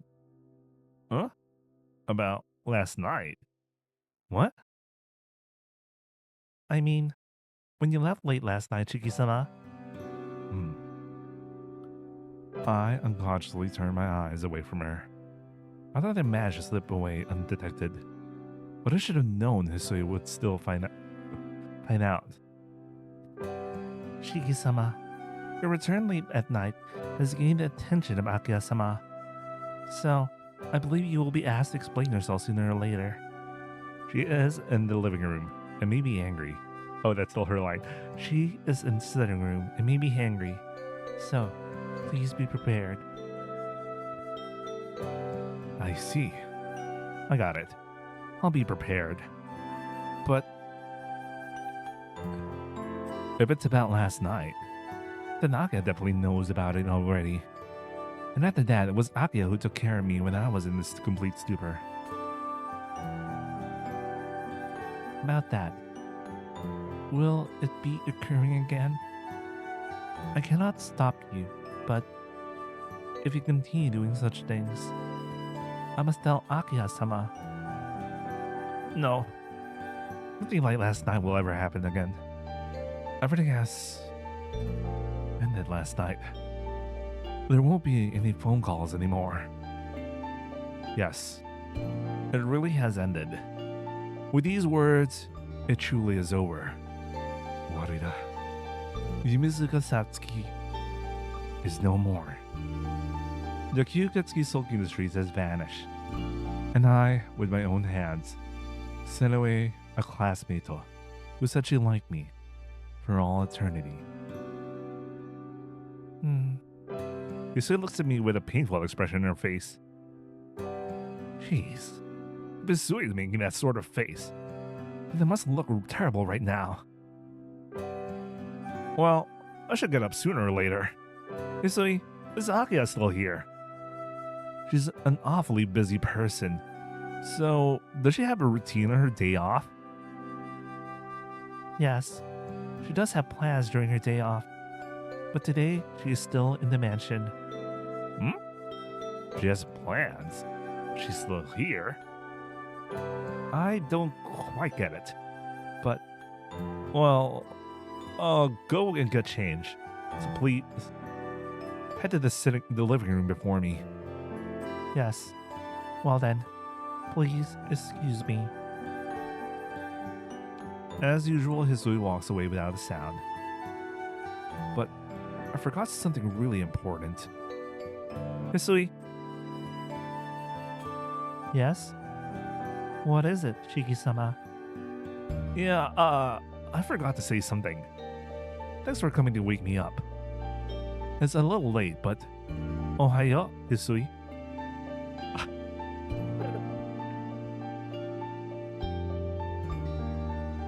Smile like that.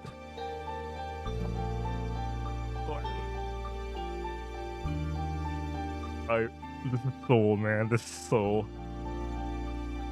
I wonder if I see the equivalent scene in Red Garden, I'll feel the same way. There was so much soul in this part of the OG. Anyway, Yes. Please have a nice day, Shiki-sama. Well then, I should hurry up and change and head to the living room. We will see this scene again. In the living room, Akia is on the sofa. Kohaku-san is keeping her company. Nisui is standing by the wall. Ohayo, Shiki-san. Ohayo, Kohaku-san. Sorry to be a bother, but could you fix me something to eat? I'm a little hungry from all that sleeping. Yes, right away. I will get it ready. So please wait a little bit. Kohaku-san quickly patters away toward the dining room. Then leaves Akia and Nisui, who is standing wordlessly like a statue. That is so Akia and Nisui, to be honest. Way to greet Akia. Way to greet her. Yo, Akia. Wait, let me double check something. I need to double check something. I don't know why. I have this weird feeling about.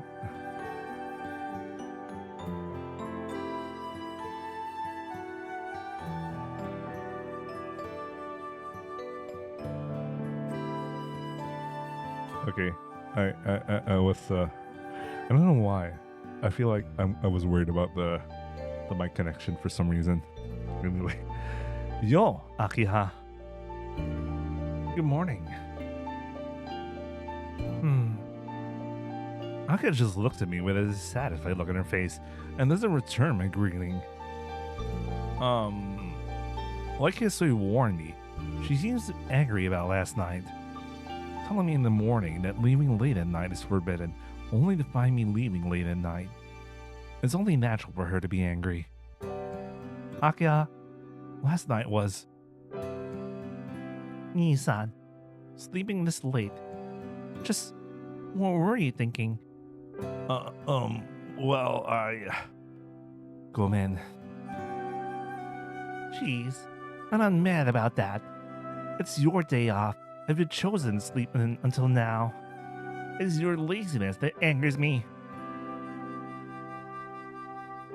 With a hump, Akia angrily turns her face away. Well, it may just be my imagination, but peevishly is a better word than angrily. Well, I couldn't help it. Nasu's favorite line. Oh, and Yoshiro's favorite line as well? Oh, no, his favorite line is, it can't be helped. Anyway, I got in late last night, and my body was just tired. Give me a second.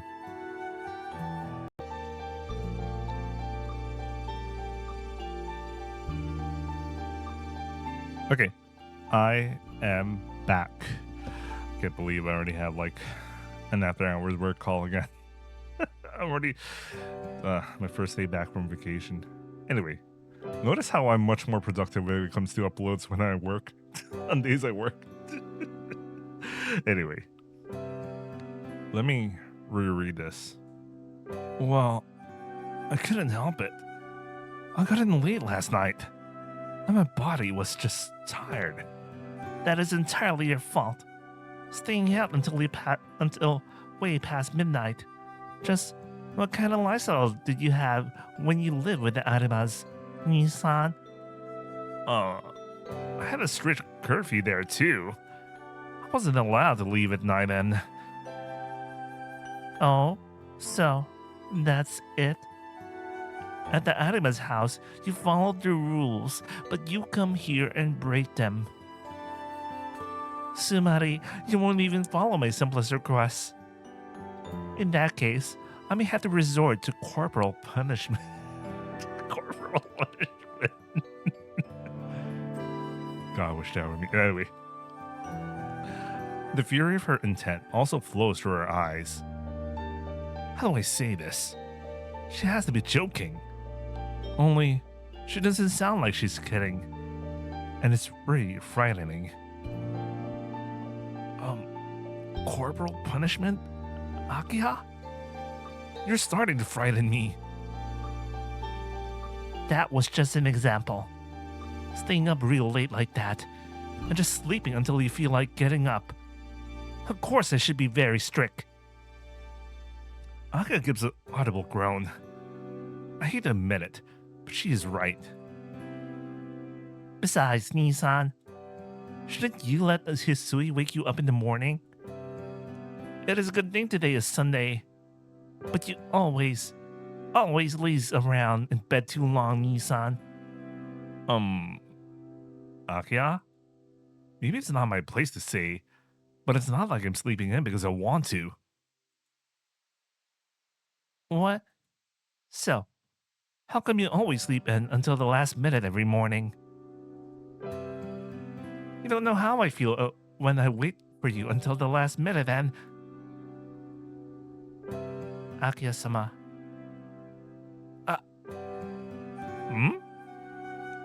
Where did the dire, threatening atmosphere go? She was almost about to reveal.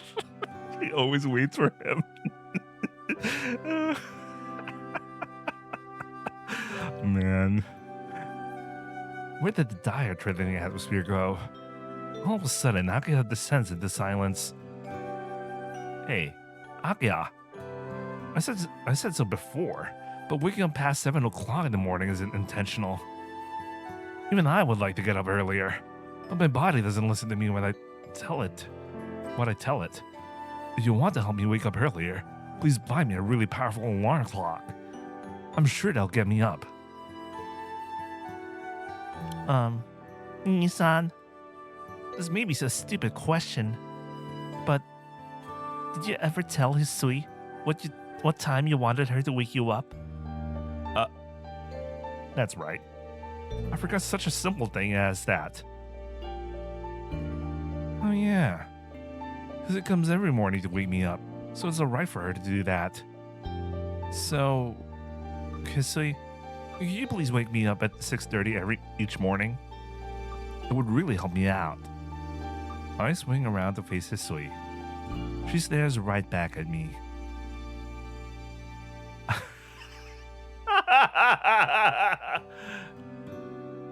I refuse. Huh?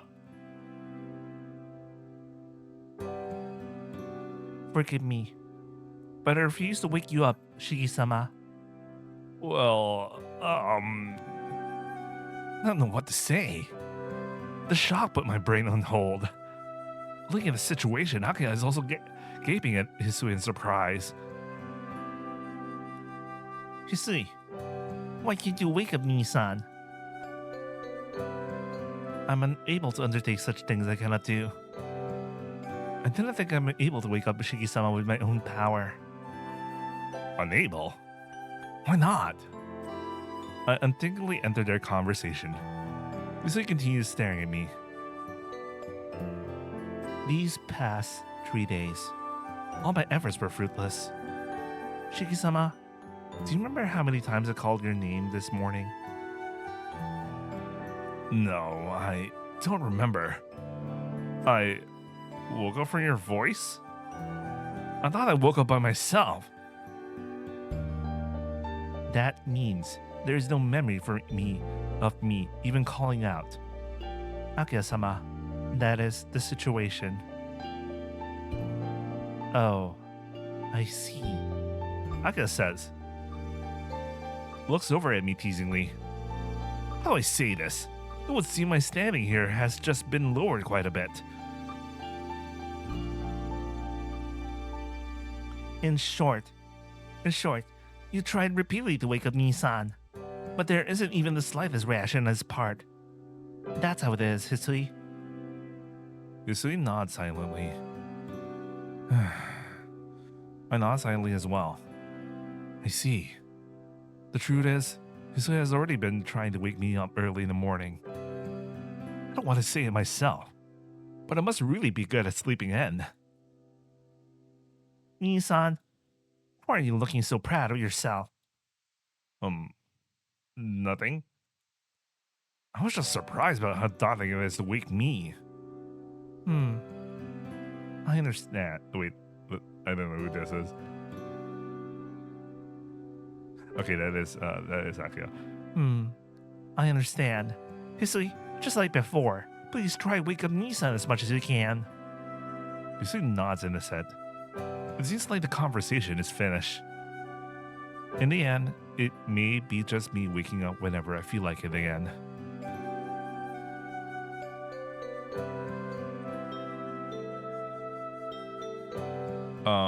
I guess this is Hakuya. Okay, let me guess. Hey, by the way, Hisui. Yes, what is it? Does Nissan really not wake up? Even if you call his name, he doesn't respond? What's with the blush? I don't know why she had to blush there. He's so cute. Yes. Shiki-sama's sleep is very quiet. He sleeps like a statue. Huh? Like a statue? What? Oh? Nissan has a great sleeping posture, huh? Well, that's a very interesting comment there. Why did she... Why did she blush way more? I don't get it. I don't get it. Why did she do that? No, that is not it. How do I say it? Shiki-sama is like a completely different person when he sleeps.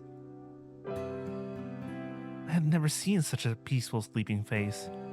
So, when I first saw him, I thought that he had passed away.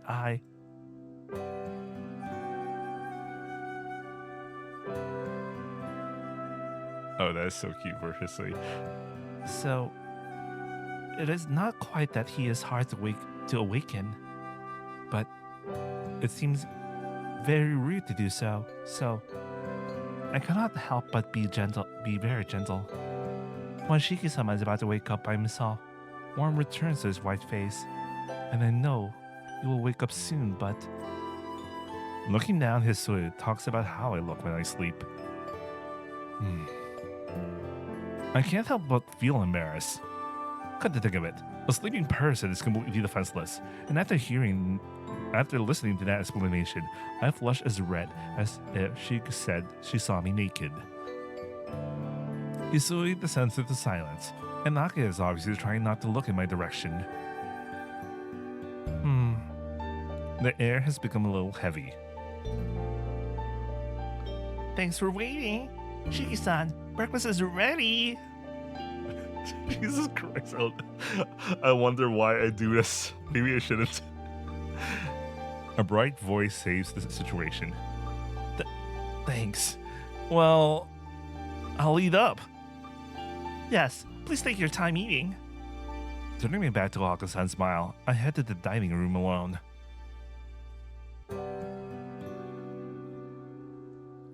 After I eat lunch, Akiha and Hisui are still in the living room. It wouldn't be good to ignore them and go back to my room, so I sit on the sofa across from Akiha. Here, Shiki-san. You prefer green tea, right? Kohaku-san places an after-meal cup of tea on the table beside me. Yeah, thanks. If you don't mind, then. No, not at all. This is your home, so please relax a little more. Kohaku-san must be trying to make me feel more comfortable here, because she takes good care of me. Jeez. I think I'm already used to this place. Do I still look like a little strained? Yes, just a little bit. Your shoulders seem a little tense. I wouldn't say you should be like back then, but you certainly can relax a bit more. Kohaku, you shouldn't spoil Nissan. He's been living like a sloth at the Anime's house for so long. It's probably good for him to be a little tense just at first. Akiya-sama, you really are strict with Shiki-san, are you not? I don't want to be strict. It's just that he is always so spaced out. I had to watch out for him. Huh? I'm a little surprised. When Akiya talks to Kohaku-san, there isn't any hint of her usual coldness. Maybe it's just because they're so close in age, but they seem to be really good friends. Really, really good friends. I glance over at Hisui. Since Akiya dismissed all of the other servants except for Hisui and Kohaku-san, I think Hisui must be trusted by Akia as well. But since Kohaku-san is her complete opposite in personality, I have a feeling there isn't much talk between Hisui and Akia. May I be of service, Shiki-sama? Hisui realizes I was looking at her and asked me if there is anything she can do. No, it's nothing. I was just thinking that you're really calm. Yes. It is something that Makihisa-sama taught to me. She answers very distinctly. The answer is so distinct, I can't continue the conversation. An uncomfortable silence ensues. As if sensing this, Kohaku-san starts up a conversation. Shiki-san, is it okay if I ask a question? Yeah. What is it? It's easy you left last night again, so I was wondering if you had some usual scheduled routine to take care of every night. No. I don't have anything like that. The past 2 days were just something special. I look over at Hisui. She just quietly watches the two of us. It's alright, Kohaku-san. I won't go out late at night anymore. Besides, I'm not a kid anymore, so it's not like there's any danger of anything. Oh, are you still saying that sort of thing, Shiki-san? Hisui-chan, don't you feel the same way? It is as Nazan says. Shiki-sama, you are the eldest son of the Tono family, so please refrain from doing anything careless. See? See? Even Hisui-chan is angry. You're anemic, so you shouldn't strain yourself, you know. I was told this by your this is still her line. I was told this by your personal position too, Shiki-san. Well, that's true, but it has nothing to do with going out late at night. If I can't walk by myself, I shouldn't go to school either, right? It does have something to do with it. During the day, it is bright outside and someone could help you, right? But at night, it's different. There's been all these Kyuketsuki murders recently, so you go outside of class, what do you think will happen? Without thinking, my body shudders.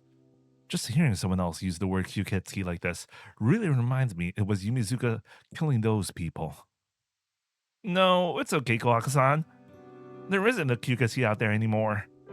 Those incidents, they will not happen ever again.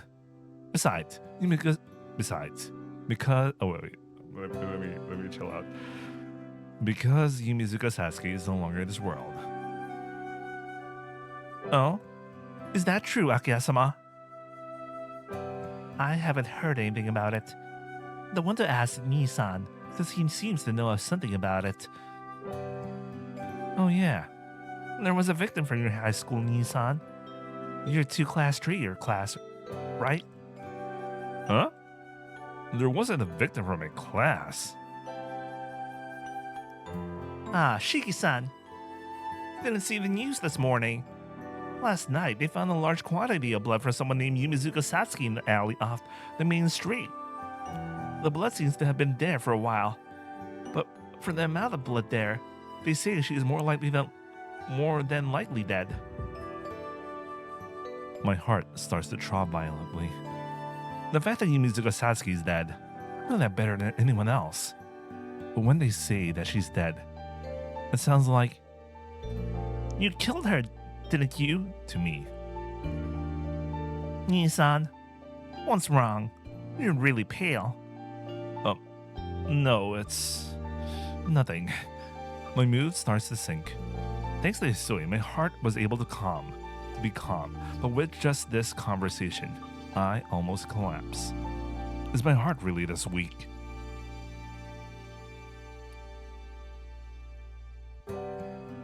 I can't tell if this is Akia, so I'm gonna click ahead.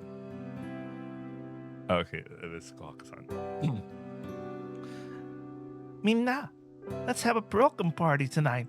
Just like that, Kohaku-san makes an announcement in a loud voice. Huh? Akia and I say the same thing aloud. Even Hisui tilts her head. A welcome party for Shiki-san.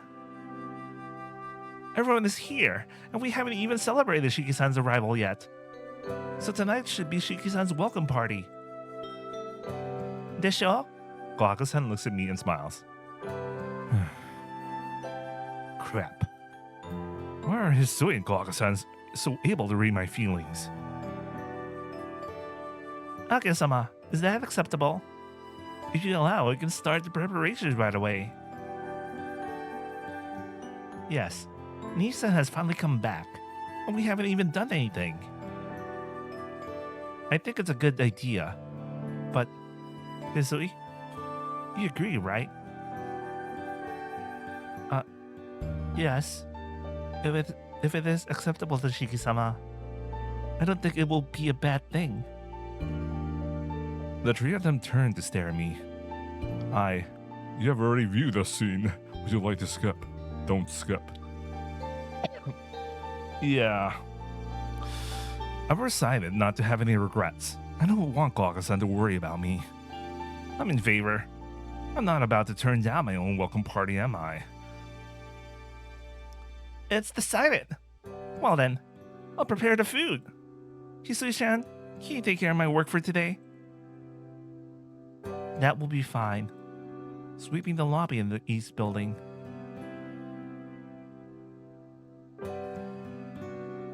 Well then, I shall. What should I do, Kohaku?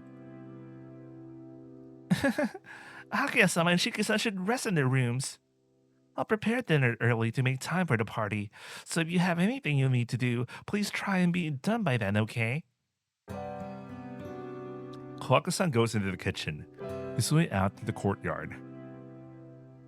Well then, I'll go to my room. So, what should I do? Obviously, this is Kohaku-san's round, so we're going for Kohaku. You have already viewed this scene. Would you like to skip? Don't skip. Shojiki, Kohaku-san has the hardest job because she has to prepare the feast for the four of us. I don't think I can be that much help in cooking, but I'll go see Kohaku-san. The kitchen has already become a battlefield. On each counter, there is a mountain of ingredients, and I get the urge to turn around and go back as soon as I enter.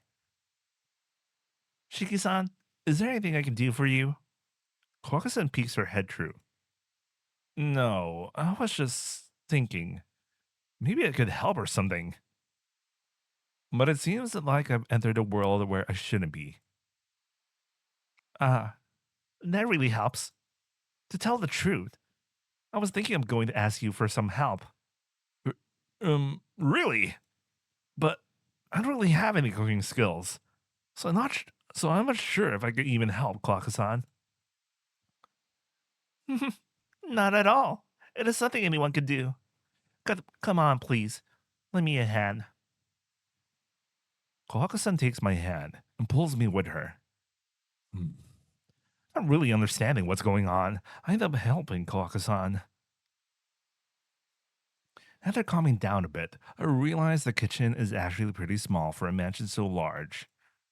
They probably had a much bigger gallery when there were many people living in the mansion, but with just Akiya, Hisui, Kohaku-san, and I, they had the smaller kitchen prepared. Here, please wash your hands and use this apron.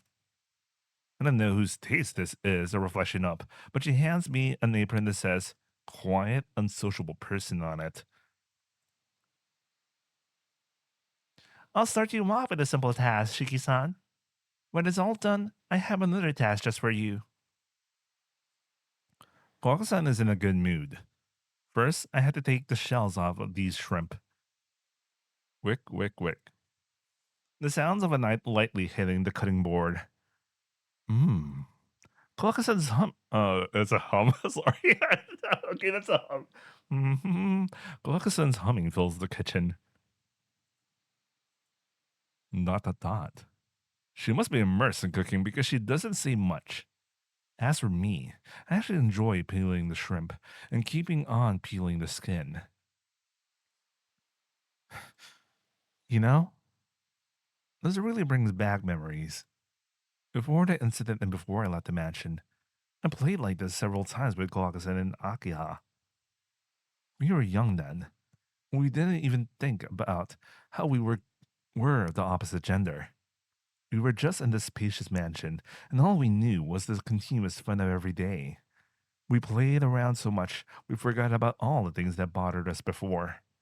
Or maybe, in order to forget the bothersome past, we tried to pass our days with as much fun as possible. Shiki-san, you really have taken a liking to peeling those shrimp, haven't you? Huh? No, not really. Why do you ask? Because you look like you're having so much fun. You know, Hisui-chan, her eyebrows would always so scrunched up by the time she gets done. Really? I'm surprised. She looks like the type that would do it without complaint. Yeah, for some reason, Hisui-chan is poor at cooking. But she really is great at cleaning and arranging things. Is that so? I always felt that both of you and Hisui could do anything. If that was true, I would be very happy. But both Hisui-chan and I are merely normal, so we have our faults too. Hisui-chan's sense of taste is a little strange. Oh yeah, I also remembered her route when she tried to make cake or something like that. Is a little strange. So even when she makes things that she thinks are delicious, for Akiya-sama and I, it tastes really strange. I see. So that's why Hisui doesn't cook. Hisui's sense of taste is a little odd. Kohaku-san, what's their fault, I wonder?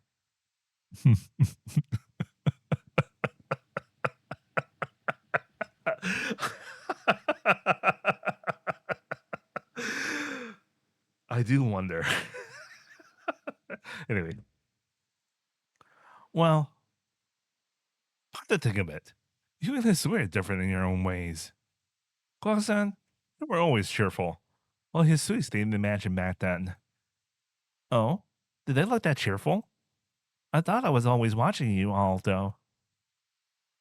Oh, no, no, no, no. I just realized what you just said. I just realized what you just said. I just realized what you just said. I didn't pick this up back then. Oh my god. Man, these are banger lines there. Yeah, I remember.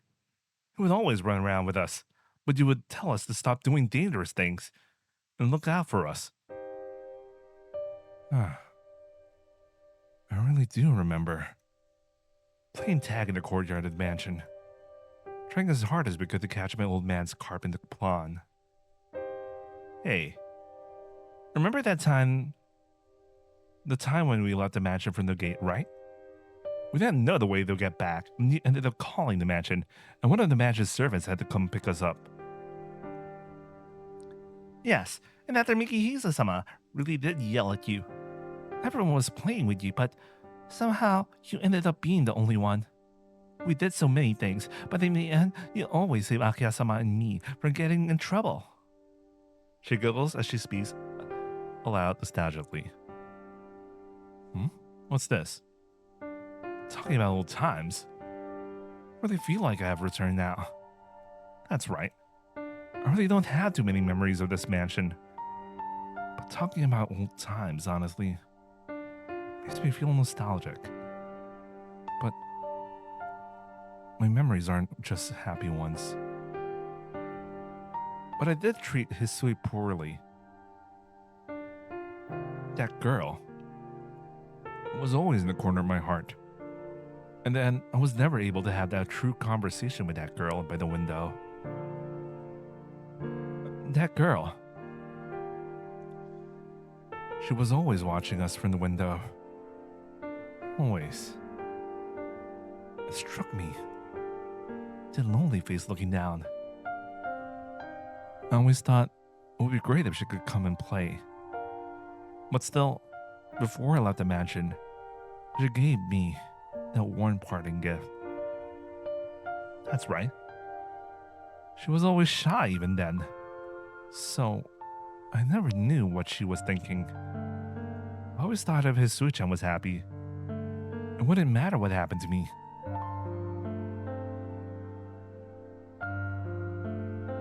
Wait, is this Kohaku's line? I think it is Kohaku's line. Anyway, I read it like Shiki. You know what? Just imagine Kohaku saying that. You know what? I don't even know if me changing my voice is doing anything.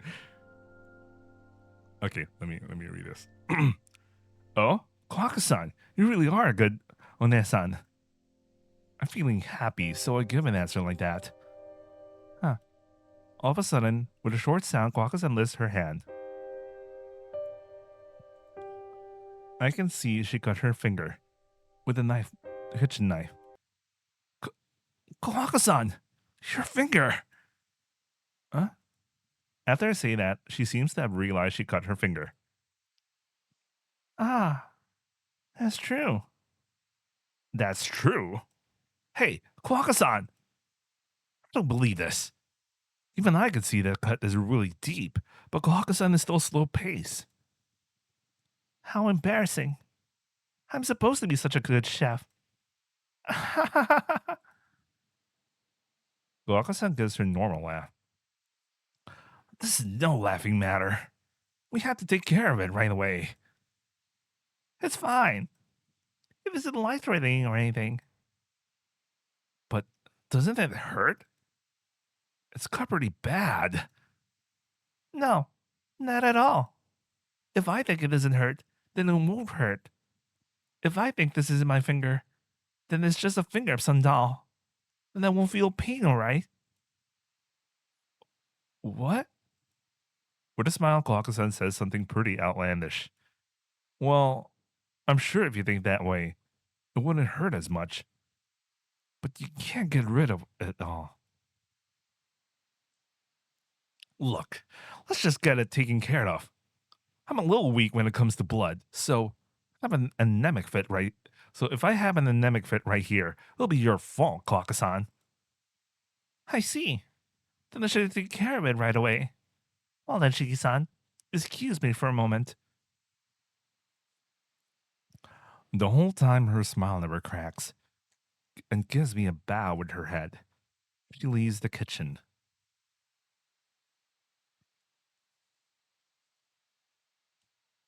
Don't skip. Well then, a toast to Shiki-san's homecoming. Everyone, please take whatever you would like to drink. Kohaku lines up drinks in front of us, with a full smile entirely free of malice. Most of the drinks didn't happen to be juice or anything like that, or proper alcoholic beverages. Akiha? What is it, Nissan? There's a gurgling as Akiha fills her glass with a tawny liquid, then adds a little orange juice. Right, Akiha. And that wouldn't be whiskey, would it? It would. Is there something wrong? It would? Akiha, aren't we all too young to be drinking? This is your welcome party. We have to have alcohol, don't we? Or, Nissan, you're weak when it comes to alcohol. Aka seems somehow delighted. Ah, Yusui-chan. That's unusual. Not juice today? Seeming a little shy, Yusui silently pours wine into her glass. Oh, very classy. See, Nissan? Even Yusui is drinking. Surely you don't intend to be the only one drinking juice. Jeez, you really want to get the most out of this party, don't you, Akiha? Yes. I don't usually like parties, but today is an exception. Huh? Well, it can't be helped. Shogunai. Shiro's favorite line. A lot of alcohol isn't good for my body, but a little bit should be okay. The weakest drink laid out on the table is the wine, looks like. Well then, everyone, raise your glasses, please. Kanpai! With a clash, our glasses come together. Kohaku tosses her down in a single gulp. Akia takes her time, and Hisui sips hers quietly. Oh man, I'm not responsible for this. We will like to not skip this scene. Wait, I have this weird feeling I have to save. I don't know why. The drinking continues. I don't know how this happened, but it looks like the Tonoshiki welcome party has turned into just a drinking party. Akia might be used to drinking, as she gulps down her glass as if she's drinking water. Kohaku-san slowly drinks with Akia while refilling Akia's cup. Oh man, Akia's gonna go drunk. Seeing that their faces don't look normal, I'm guessing they don't show drunkenness on their faces. Incidentally, Hisui sits on the couch dizzily after drinking just once. Hisui is so cute. Akia really has quite a lot of tolerance. Looking at the smiling Akia and Kohaku-san, I gulp down my glass. It is just water, as I only drank a mouthful of alcohol during the toast. I take a bite of the smoked salmon on the table. It is exquisite. In the Tono house, even the snacks are first class. Even though there might be a lot of problems, it is pretty enjoyable right now. To be blunt, Akia and Kohaku-san's conversation is outright boring. It is as if they were just discussing how the sun rises in the east and sets in the west. Despite that, it all seems rather charming seeing them laughing at those kinds of conversations. I like the sprite. They have a unique sprite just of Hisui just drinking some I don't even know what that is. It doesn't look like wine because that's tall glass or whatever. Anyway. On the other hand, Hisui is holding the glass she used during the toast and gazing vacantly. Whenever I look away from Hisui, the glass becomes a little more empty. She seems to be enjoying herself too. I sneak around another bite of food. I'm pretty weak against alcohol, so I prefer to eat the finger food instead. And... What happened? Akia stands up and walks over to me. Me-san, you've only been eating. You aren't going to drink heavy. Akia looks at me a little dissatisfied. Now,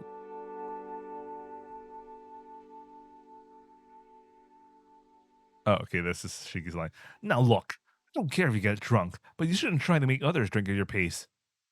I'm not used to drinking a lot, so if you want to drink with someone, Kohaku-san can. I tried to point over to Kohaku-san, but she isn't here. She isn't there. It seems like she went to get some more alcohol from the kitchen. well, excuse me. I'm not the slightest bit drunk. Raising her glass with one hand, Akia leans forward. I see. Since Kohaku-san isn't here, I guess she's messing with me since she has no one to talk to. Kohaku doesn't have anything to do with this. We're talking about why you're not drinking. Well, I have been drinking. That's a lie. I haven't had the chance to pour you anything. I was drinking so that you could relax, but all you have been doing is munching away at the food Kohaku made. You haven't even had one glass, right? Akia pouts. Is it just me, or is her step a little unsteady? Akia, I just had to ask. Are you drunk? Don't be ridiculous. I'm not drunk at all. You will be dead drunk long before I will. You are dead drunk. Hurry up and finish your glass. I will listen to whatever you have to say when you're done. She points commandingly at my glass, except her fingers wobbling all over. Akia, I've said this before, but you really are drunk. Sheesh. You really are persistent. I told you I'm not drunk. Akia yells and wobbles back. Her own voice causes her to get dizzy. So what part of that isn't being drunk? Oh well. Have a seat. We can chat a bit, I suppose. I pat the sofa next to me. Ah, yes. I'll sit. Akia sits down on the sofa. I don't know where all her bossiness disappeared to, but she just meekly sits down. For some reason, I suddenly don't feel comfortable. Resigned, I pick up my glass. I take a light gulp. The unfamiliar alcohol burns my throat. Doesn't taste good at all. I feel the ground dip beneath me, as if I was feeling dizzy from my anemia. But I can't say that this feels bad either. I might as well just finish it off, so I down the rest of it. I'm surprised. You may have said differently before, but you sure seem to like drinking, Nissan. What do you mean? Not a big drinker or anything. It doesn't look like it. You were drinking that rather happily. Aki leans over and takes a bottle from the table. I'll water it down. But do you have any other preferences? Aki pours me some whiskey without asking. Common sense demands that I stop her. But she seems so happy, I throw aside any thoughts of common sense. Please, water it down a lot. Otherwise, I won't be able to drink it. As you say. Well, then let's start, shall we? Aka happily fills my glass. Man, I don't even drink this much when I'm with Arahiko. I lean back on the sofa. I down the glass with my neck tilted so far back that I can see the ceiling. I drink what Akia poured me slowly without letting my mouth go from the glass. Well, are you satisfied, Ohime-sama? I placed the empty glass on the table. That's the way to do it. You have to take points off for not drinking it fast, but it's still a passing grade. You're pretty strict. That was my new record, you know. You told me to drink it, so I pushed myself. Really? This is pretty rare. You keeping me company like this, Nissan. She chuckles. Pouring herself another glass, she downs it. My heart beats loudly at the sight of her face. Nice. Very nice. Very nice. She looks so mature when she's drinking. She closes her eyes and tilts her head back. Seeing her white throat, oh man. Seeing her white throat voluptuously called down the alcohol. I forget about being drunk. I think this, sir. Aki lets out a deep breath. The glass is empty. She says under her breath something to the effect that it is delicious. What is it, Nissan? Is there something on my face? Nothing. It's nothing. Without thinking, I pick up my glass.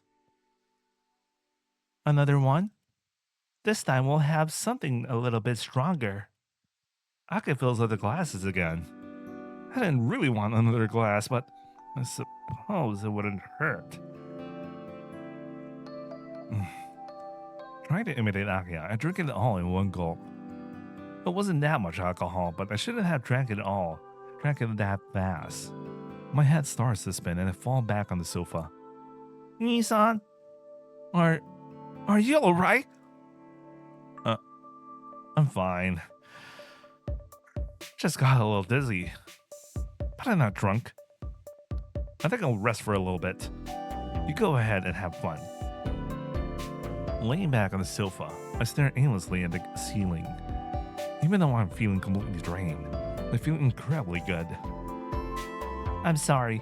I forced you to drink too much. Aki's voice sounds very sad.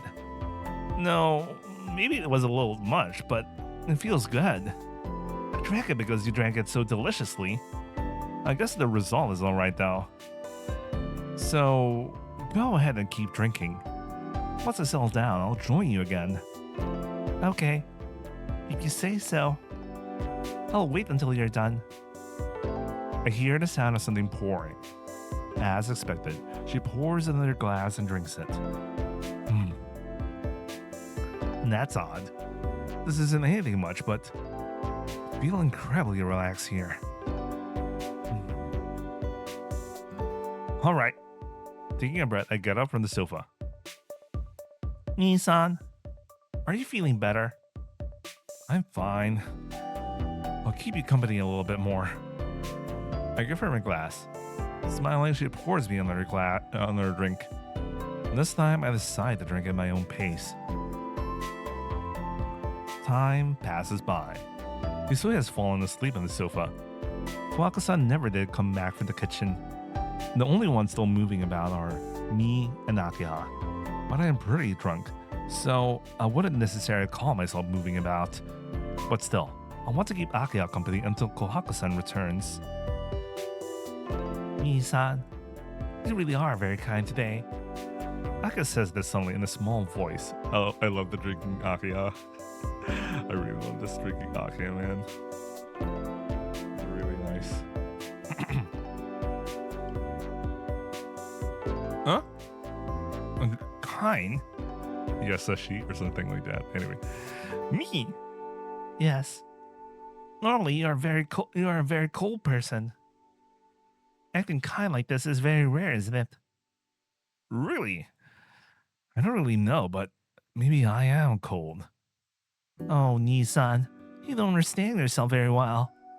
You are a very kind person, but at the same time, you're very cold. Because you make no distinction between people. You don't have anyone that you like most, no matter if you hate them or like them. Nii-san, you like and forgive everyone. But that is very cruel to the people who want to be closest to you. For you, everyone is the same. Me, Kohaku, Hisui, we're all the same for you. That isn't kindness. Like an old dog that knows its time of death is near, you simply don't want to leave anything behind. You were like that back then, but now, how do you say it? You seem very dangerous. That makes me uneasy. Downcast, Akiha continues to speak, almost as if she was thinking aloud. Her glass is empty. She doesn't fill it, and her quiet voice echoes in the air.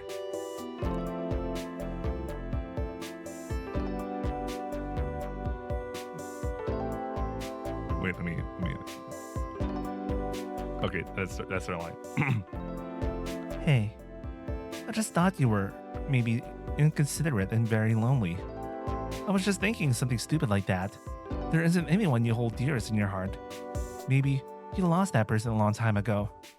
Back then I thought that if you just liked me, that would be fine. At least there wasn't anyone you liked the most. So, that was good enough. But now it is. Thank you for waiting. More food and more drink. With a smile, Kohaku-san returns. Akiha suddenly swallows her words, and with a sigh pours herself more to drink.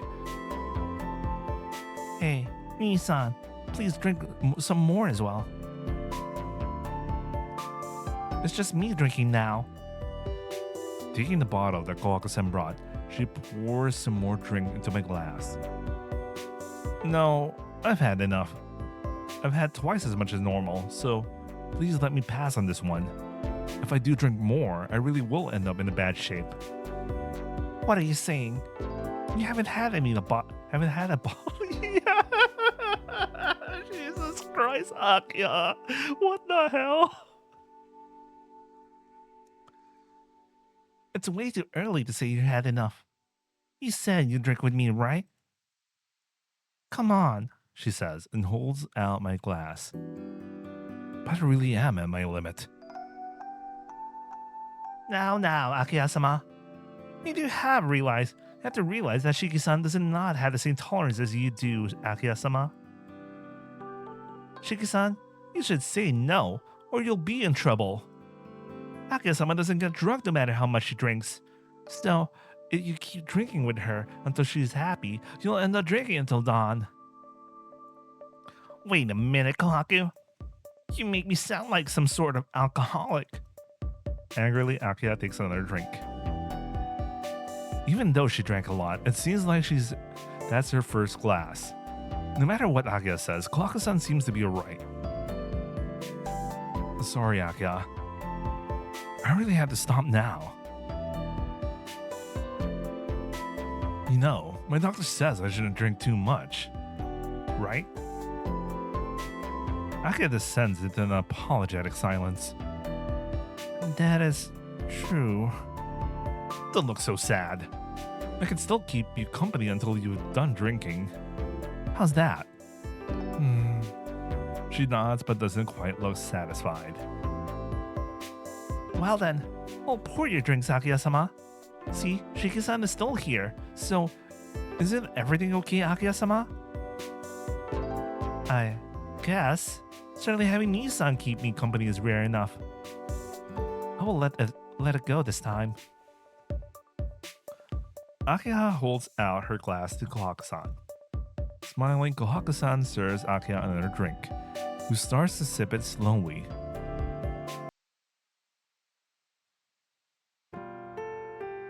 I'll be right back. I want to grab some water.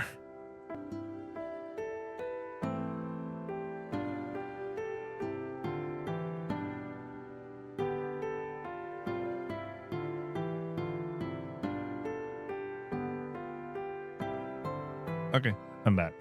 It has gotten pretty late. Hisui woke up eventually and talked about unimportant things. It's probably the fault of the alcohol, but I don't remember what we talked about at all. Just meaningless warm conversation. Because I wasn't used to that kind of stuff, I settled into an insecure comfort, like hanging from a silken thread.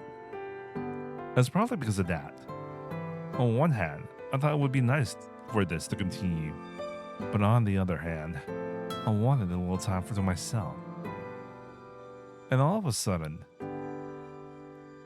Nissan, Akia with eyes full of anxiety looks up at me. What is it? Are you feeling okay, Akia? No, that's not it. I just got uneasy all of a sudden. Nah, Nissan, you won't go away again, will you? No. I don't know what will happen in the future.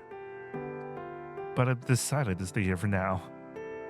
At least until I'm finished school, and until it seems that Akia can manage by herself. But that would imply that I would leave some time. Stop. I don't want to hear those words. This is your house, so no matter what happens, it is best for you to live here, right? After saying this, she downs her glass. An amazing sight. As if drinking down her uneasiness, she empties her glass.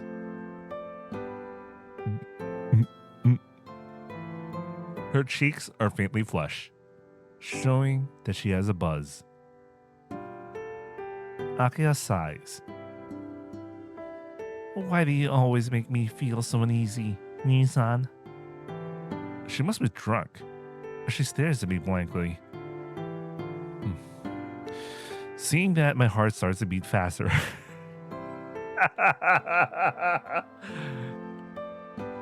For no reason. Are you listening? As long as you're here, I'm fine. But you always Her eyes look straight ahead. Her cheeks are red. Her eyes are gaze. And this rice nasu. Hinoku nasu. Man. Such lines.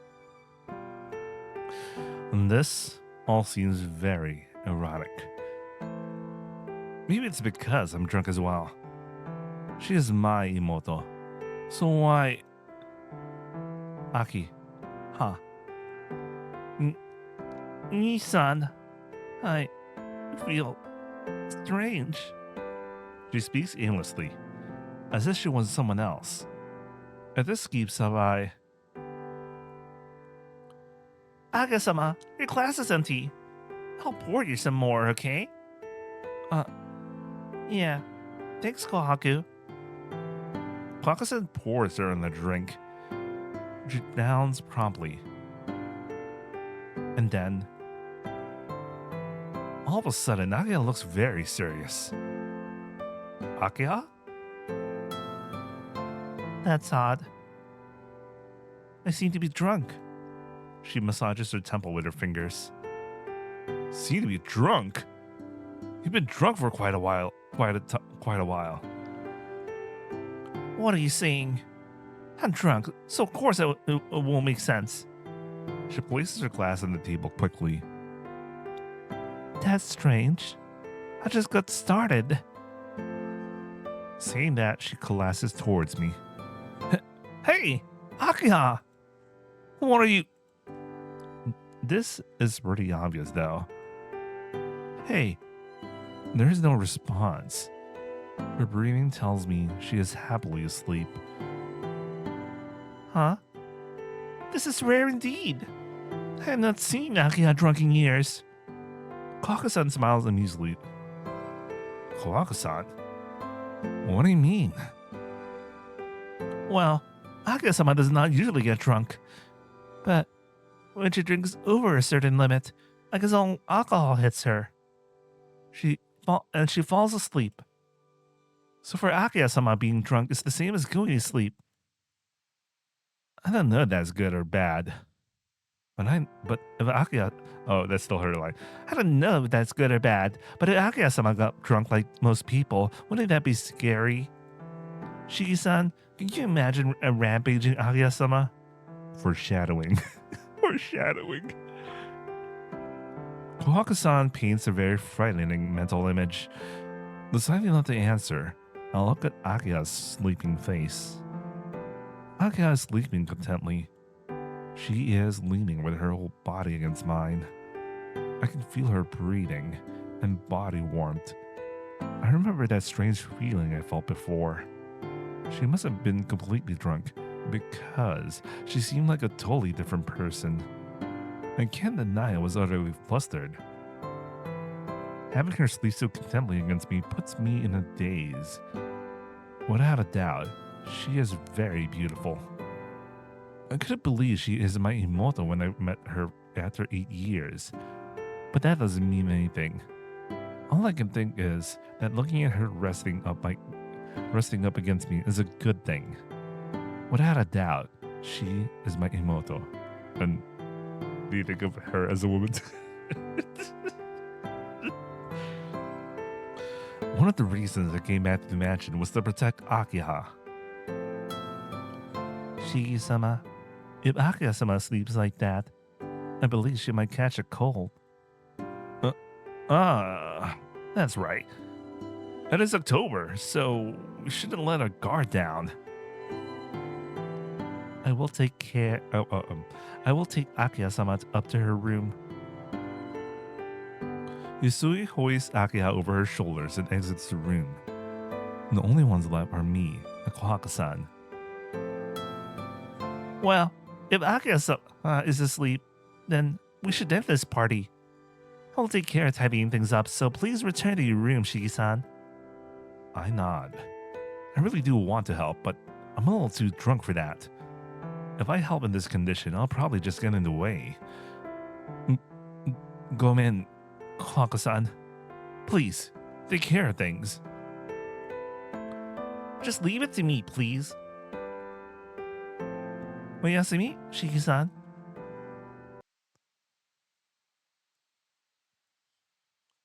I go out to the courtyard to clear my head of some of the alcohol.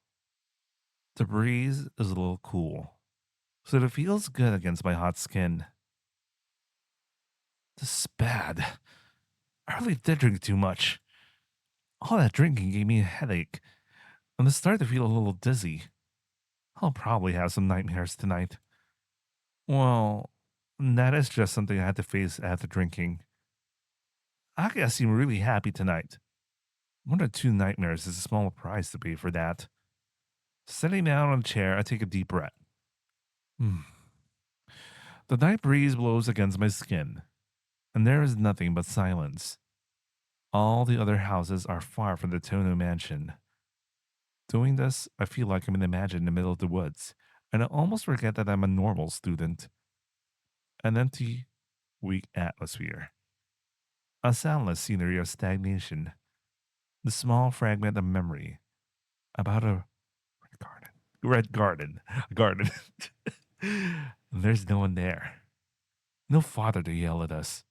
No one to tie us down and lock us away. Or even the person who curses Tonoshiki. A long time ago, it all wore away, declining to something worthless. Thinking about these rambling ideas, my eyelids start to droop more and more. Shiki-san, if you sleep there, you'll catch a cold. And that voice jars me from my sleepiness. I'm sorry, Shiki-san. I guess it would have been better if you didn't drink anything tonight. Kohaku-san says this with her usual smile, looking at me. What's up with her eyes, though? Look at that expression. Damn,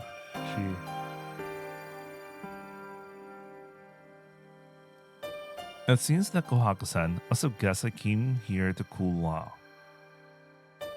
I guess I got a little carried away. Not thinking about your health, Wait, is this... Oh, this Kohaku's line. I guess I got a little carried away. Not thinking about your help. I forced you to do too much. It was very tough, wasn't it? Kohaku-san apologizes, keeps her distance. What is this? This doesn't seem like the normal cheery Kohaku-san. It was my decision to drink, so she shouldn't feel bad about it. Jeez, this isn't like you at all, Kohaku-san. I look at Kohaku-san, but she is still looking apologetic, so I sleepily gaze into the forest.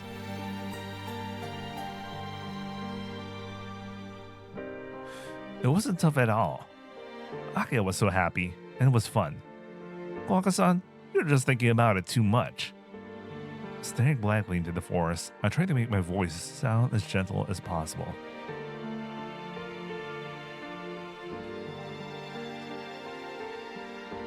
A brief silence ensues. Suddenly, like a rabbit poking its head out of a bush, Kohaku-san comes into view. Kohaku-san? Ah, so, you're awake, Shiki-san. You got so quiet all of a sudden. Thought you fell asleep. She says this, scolding me. It sounds like she wants to tell me that I shouldn't sleep here. I'm fine, Kohaku-san. I'm awake, so don't worry. I'll go back to my room once I'm done cooling off, so you can go back inside. I refuse. I wanted to cool off as well. So, I'll want to keep you company until you're done.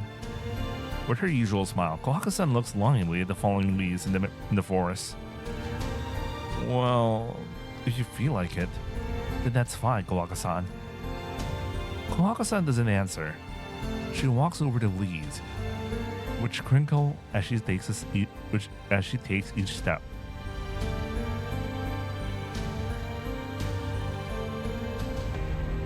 Silence ensues again. Thanks, Kohaku-san. It was really fun today. I really do mean it. What do you mean? Today wasn't something you should thank us for.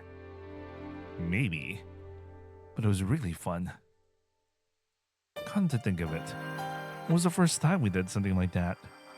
And I finally felt like a part of the family. It isn't like we didn't do things like that when I stayed at the Arimas. It's just that when I lived there, I didn't ever want to be a bother. And I couldn't concentrate on having fun like today. Kazuku, Tilting her head to the side, she asked in a soft voice. For a brief instant, it looked like Kohaku-san removed her usual mask, but she returns to her usual self. but Shiki-san, as long as you stay at the mansion, you won't ever have the family you are dreaming about. All your relatives shun you, and your only ally is Akiya-sama. That means that your life here will be very painful. What she says is correct. 8 years ago, I was treated badly enough to get me out of this house. So it's only natural that they still think badly of me. Well, I prepared for that. But it doesn't really matter. Akiya put up with it for 8 years. I'm her Nissan, so I should be able to put up with it easily. Those 8 years. Since she was little, Akiya had to endure a very strict upbringing. Compared to that, my relatives disliking me really isn't that much. I see. Akiya-sama is really lucky, having a Nissan that thinks so much of her. I don't know. I don't think I'm a good Nissan to Akiya. Still smiling, she continues to giggle. Seeing her laugh so much makes me feel a little embarrassed.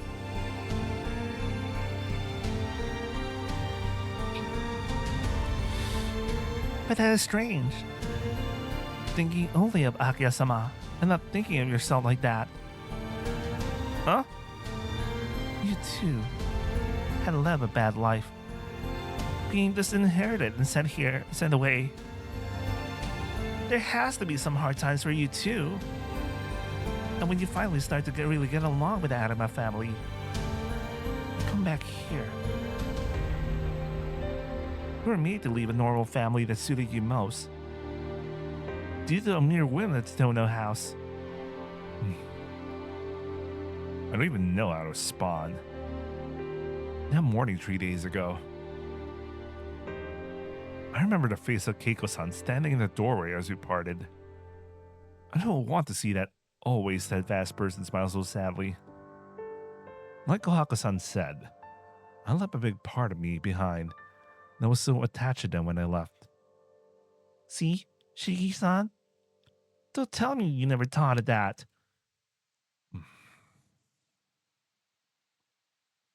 No. That's something I shouldn't think about. Kohaku-san, why are you... I wanted to ask her why she was bringing all this up now. I wanted Kohaku-san, Akiha, and it's sweet to think that I came back here because I wanted to. Shiki-san, I hear her voice. I can't ignore her voice, so I look up. you know it too. You would have been happier staying with the Arima family. That. But why is she... Why? Why did you come back to the mansion now? When there's only unhappiness waiting for you here. Why is she saying that? With an almost crying face. I can't answer. I just stare at Kohaku-san, as if I was in some sort of a trance.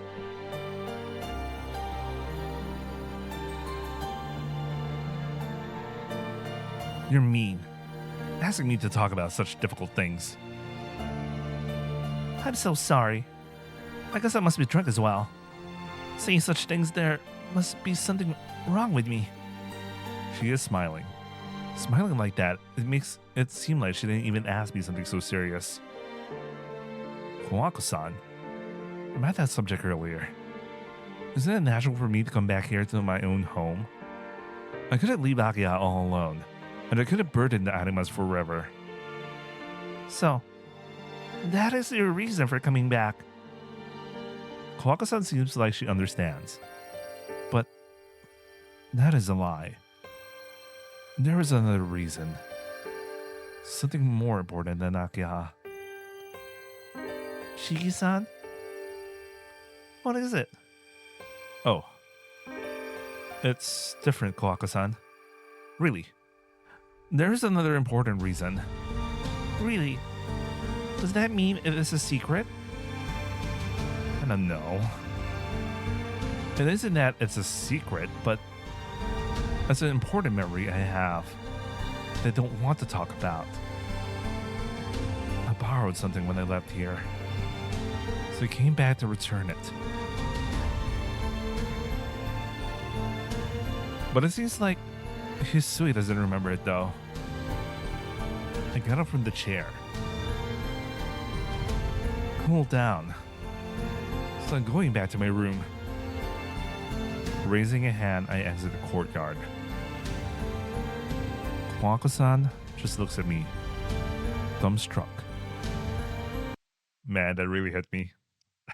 The scene, man. This is that scene. That fucking scene, man. That is the scene. That is the scene. Jesus Christ, that is the damn scene. I collapse on the bed. It's probably the fault of the alcohol, as I start to feel very sleepy. It's probably because I said those words to Kohaku-san. I start to think about the promise I made 8 years ago. You can never come back to this mansion ever again. I still remember the time when my... Oh, that's his dad. You can never come back to this mansion ever again. I still remember the time when my Otosan said those words to me. My feelings as I left my room. That time when I realized that I would be all alone, just like I was before I met Sensei. Not being able to keep my promise with Sensei. I guess I became empty inside. That time, the girl I spoke with only once. That was my only saving grace. I don't know what kind of maho was in those words. Give it back, okay? Just those words. But to me, those words meant so much back then. I always thought those words were important. Well, it seems that Hisui forgot she ever said them, though.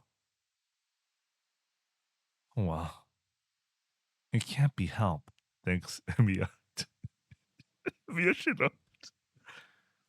It was just a promise we made as children. It is a shame, but it really can't be helped. 8 years ago is a long time. Actually, remembering a promise from your childhood is stranger than forgetting it, I suppose. Well, I should sleep. Taking a deep breath, I close my eyes. I sink into deep sleep.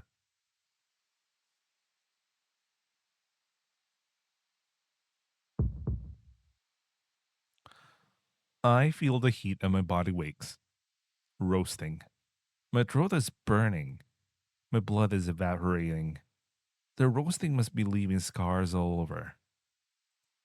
Roasting. I can't think clearly.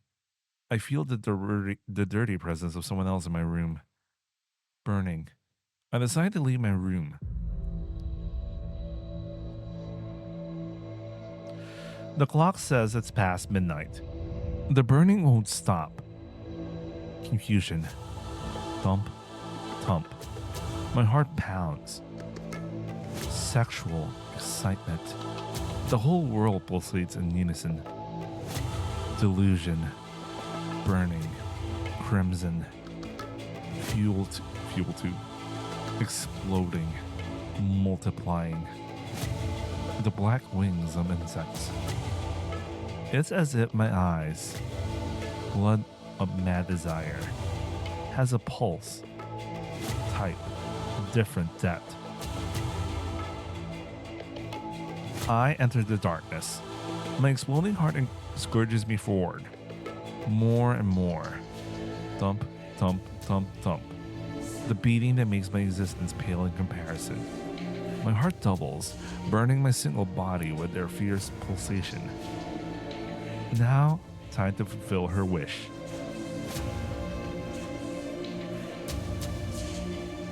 And then there was the corpses of strangers in front of me.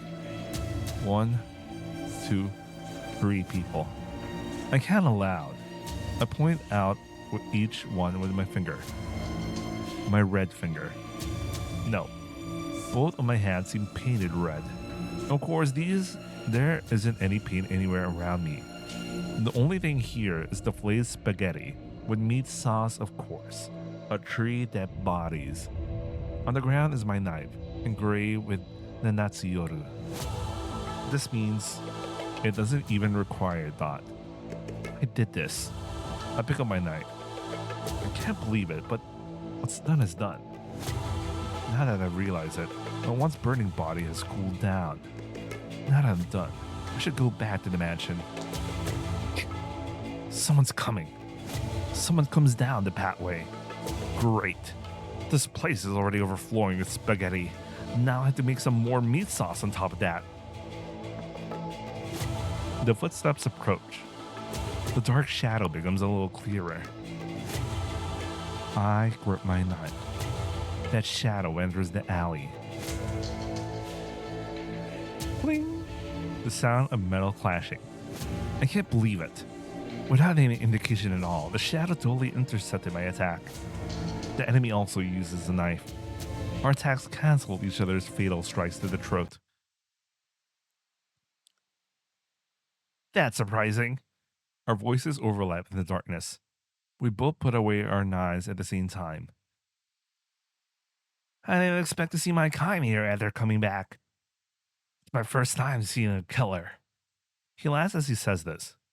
A pure laugh without any bad intentions. It's like the laugh of a boxer that finally cut weight and steps into the ring to face his greatest lifetime rival. Probably not the same smile on my face. Heh. He snorts as he turns around. We walk out to the main street. This looks like a good spot. It's a bit hot for 2 grown men to be standing about, isn't it? I sit down on the sidewalk. As if he had just thought of something, he keeps walking to the vending machine. Hey, give me some money. I don't have any. I'm not exactly rich right now. But I gave him the biggest coin I have. I always wanted to try this. He says this happily and buys 2 cans of coffee. Catch. All right. I got the change in a can of coffee. He sits by my side and takes a drink out of the can. For some reason, I think this is all I've been doing all day. Yuck. I don't think cigarettes and coffee are that great. I wonder why adults even drink these things. They're training their endurance. Being an adult is pretty hard work. Ah, I see. You're pretty smart.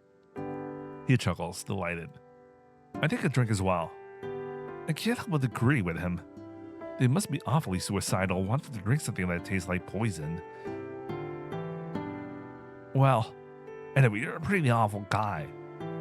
You just suddenly strike at someone's throat like that. You're the one to talk. You were trying to kill me too. Is that so? Well, what's done is done. We're both alive, so we'll call it even. Well, he's right. We both tried to kill each other, so even if one of us died, would still be even. As a competition, that sounds right. Even though he keeps saying it is disgusting, he keeps happily drinking the coffee. Well, this isn't bad once you get used to it. This feels like a get-together bad boys kicked out of society. He says so, killing his smile. Really? Well, you want to smoke? Would look much more like the bad boys that way. I'll pass. They numb the brain. If you want to remain pure, you shouldn't take any poison. So says the guy drinking coffee. What's with you? You're pretty nitpicky for a killer. Humans eat poison every day, so isn't this all right? You have some tolerance against it too, right? He laughs loudly. I feel the exact same way, so I take another sip. I speak with him for another hour. We ramble about nothing as we watch cars go by. The most pointless thing was probably our special powers. My eyes that can see death, his body that dies with great difficulty. We began by discussing their principles. You see, well, does that mean you can kill the five senses? He says with such nonsense. I can't do that. You can't kill something so vague that needs an expression to be understood.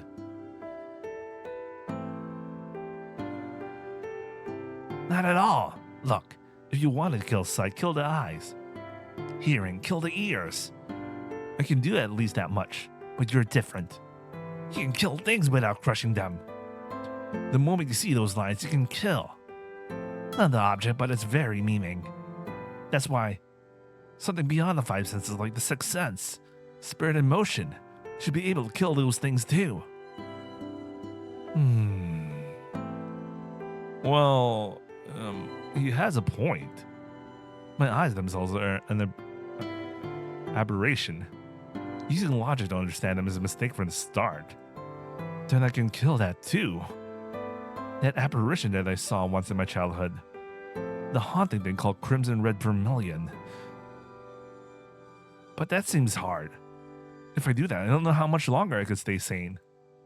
Yeah, it's like trying to calculate as a god using the mind of a human. You'll cripple yourself for sure. He says this as he walks towards the vending machine. Again, Hey, still looking at the vending machine, he holds his hand behind him towards me. I toss him a coin, which he catches skillfully and uses to buy another can of coffee. After drinking this, he turns to me again.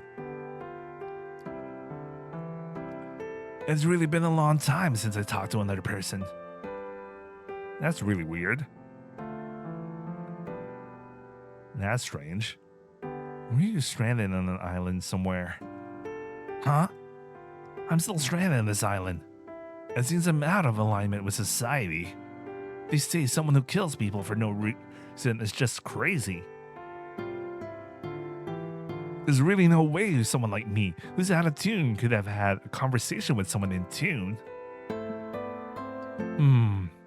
So, we're out of tune? Yeah. It's not a matter of who's off tune. Who's out of tune with society are the ones out of tune. Really? Maybe society is the one out of tune instead. What do you mean by that? Exactly what I said. Didn't you say that just now? It's like a majority rule. The views of the minority that aren't the same as the views of the majority are said to be unstable and rejected. It doesn't matter who is right or wrong. If you don't fit in, you're left out, regardless of if you are right or wrong. The term out of tune doesn't follow universal rules. Heh. So, are you trying to say that killers like us aren't evil? Sana, I don't know about good or evil, but if you think about it logically, we aren't the ones out of tune. Let's see. How about using boxers as an example? It doesn't have to be boxers, but it is an easy example to understand. Boxers, their job is to punch people. But not just to punch people. They painfully cut weight, train every day to skillfully punch people, to effectively punch others, to effectively defeat others, diligently work on it every day, like sharpening a blade. What do you think of that? Huh? There are people like that. And? No, that's all. They just punch each other, but they don't kill their opponents. Sure, they could die from accidents, but it isn't considered murder. Isn't that incredible? You mean it's okay to kill? No. You aren't supposed to kill, but you could. Isn't that a huge contradiction? That's not all, because a boxer's fist is considered a weapon. They aren't allowed to fight outside the ring. This is incredible. They know a boxer's fist is a weapon, so why is there such a profession in the first place? If it's a weapon that can kill, they should abolish it. Killing is wrong. Killing is wrong. But this world is full of tools to kill. Even the law allows it. But they say it's not alright to kill. This can only be considered chaos. And common sense is what is thought of as good by majority of people. Then we aren't out of tune. If there is anything out of tune, that's this world. All that said, I don't necessarily hate boxing. And there are a lot of professions out there, but there aren't any others where you can be so stoic about your objectives. You strengthen yourself by cutting yourself off from all temptations. Humans are interested in the strength they can easily comprehend, and that's why competitions will never go away. Of all these competitions, the ones people like the most are where the contestants hurt each other. Admiration of the strong, a mindset that can only be drawn towards strength. That is probably a very healthy mind, as guys like him and I can think only of results. Our colors might be similar, but our shapes should be completely different. Something you can concentrate on and forget yourself. That doesn't become an individual's free will. Those that worship education, those who immolate themselves in art, those who advance themselves in business. If an individual could decide that, then this world would be a pretty puzzle that could be understood. But this puzzle is full of holes. Pieces are missing. A lot of pieces don't fit. I see. So you like to talk a lot, don't you? I had a friend like that once. How do I say this? Well, he didn't have anything, which is why he looked like he didn't want anything. To me, he seemed very isolated. Isolation is just another name for loneliness, right? That is why it bugged me. Didn't want anything? What about you? Is there something you want? I don't know. I think I used to, but I can't remember now. What about you? Everyone wants something, but I haven't found anything worth dreaming for. A fire within me that caused me to lose my mind. So that was maybe my first time feeling that. That means you're a killer too. I don't know. I can't be sure yet. What about you? Is killing fun? Are you stupid? If it was fun, I'll be doing it non-stop. There isn't any reason. Once you start, you just get hooked. I see. I think I understand a little bit. Sumari is not a matter of liking or disliking the murder. It's a matter when he does kill someone, whether he can devote himself to that action. That's probably the difference between being in or out of tune. Hey, didn't you ever take apart a radio when you were a kid? Oh wait, no, this is she. Hey, did you ever take apart a radio when you were a kid? Radio? I never killed anyone like that. Right, thanks for being a moron. To be honest, that was a joke. Animate objects and inanimate objects are completely different. Maybe people like us should be doctors instead. A doctor? I hate medicine. Oh, no, maybe this is, you know what, I'm a little confused. Who's who? I hate medicine. When you get a shot, don't you feel yourself getting diluted? Yeah, this is all cap Shiki.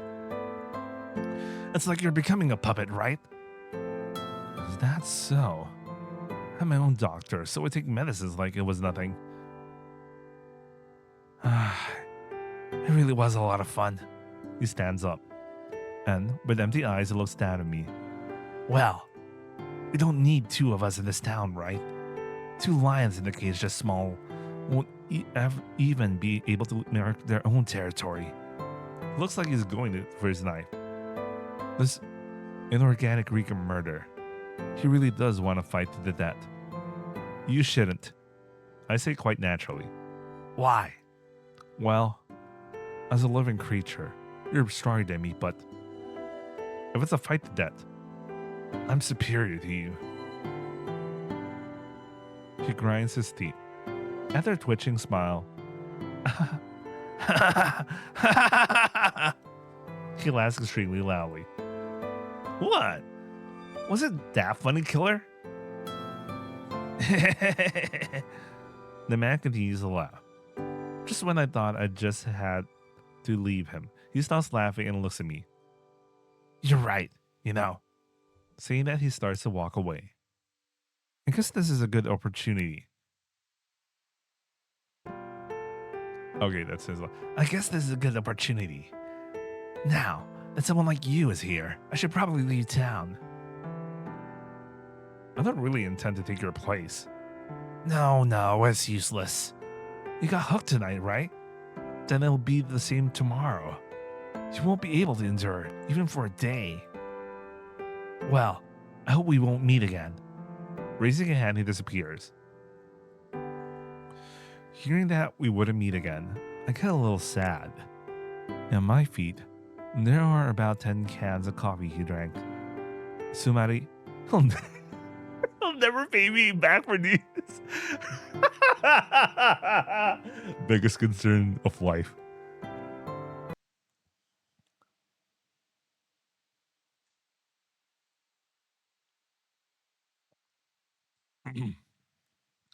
I make it back to my room. It is almost dawn.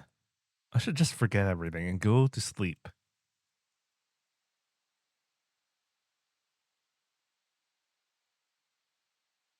Nope, don't skip. Okay, I'm gonna end it here. We're gonna continue again tomorrow. I'm gonna have dinner and all that. But I don't know if we're recording or I think I'm gonna do something else. We're gonna continue again tomorrow. I think I'm fully back. I am fully back.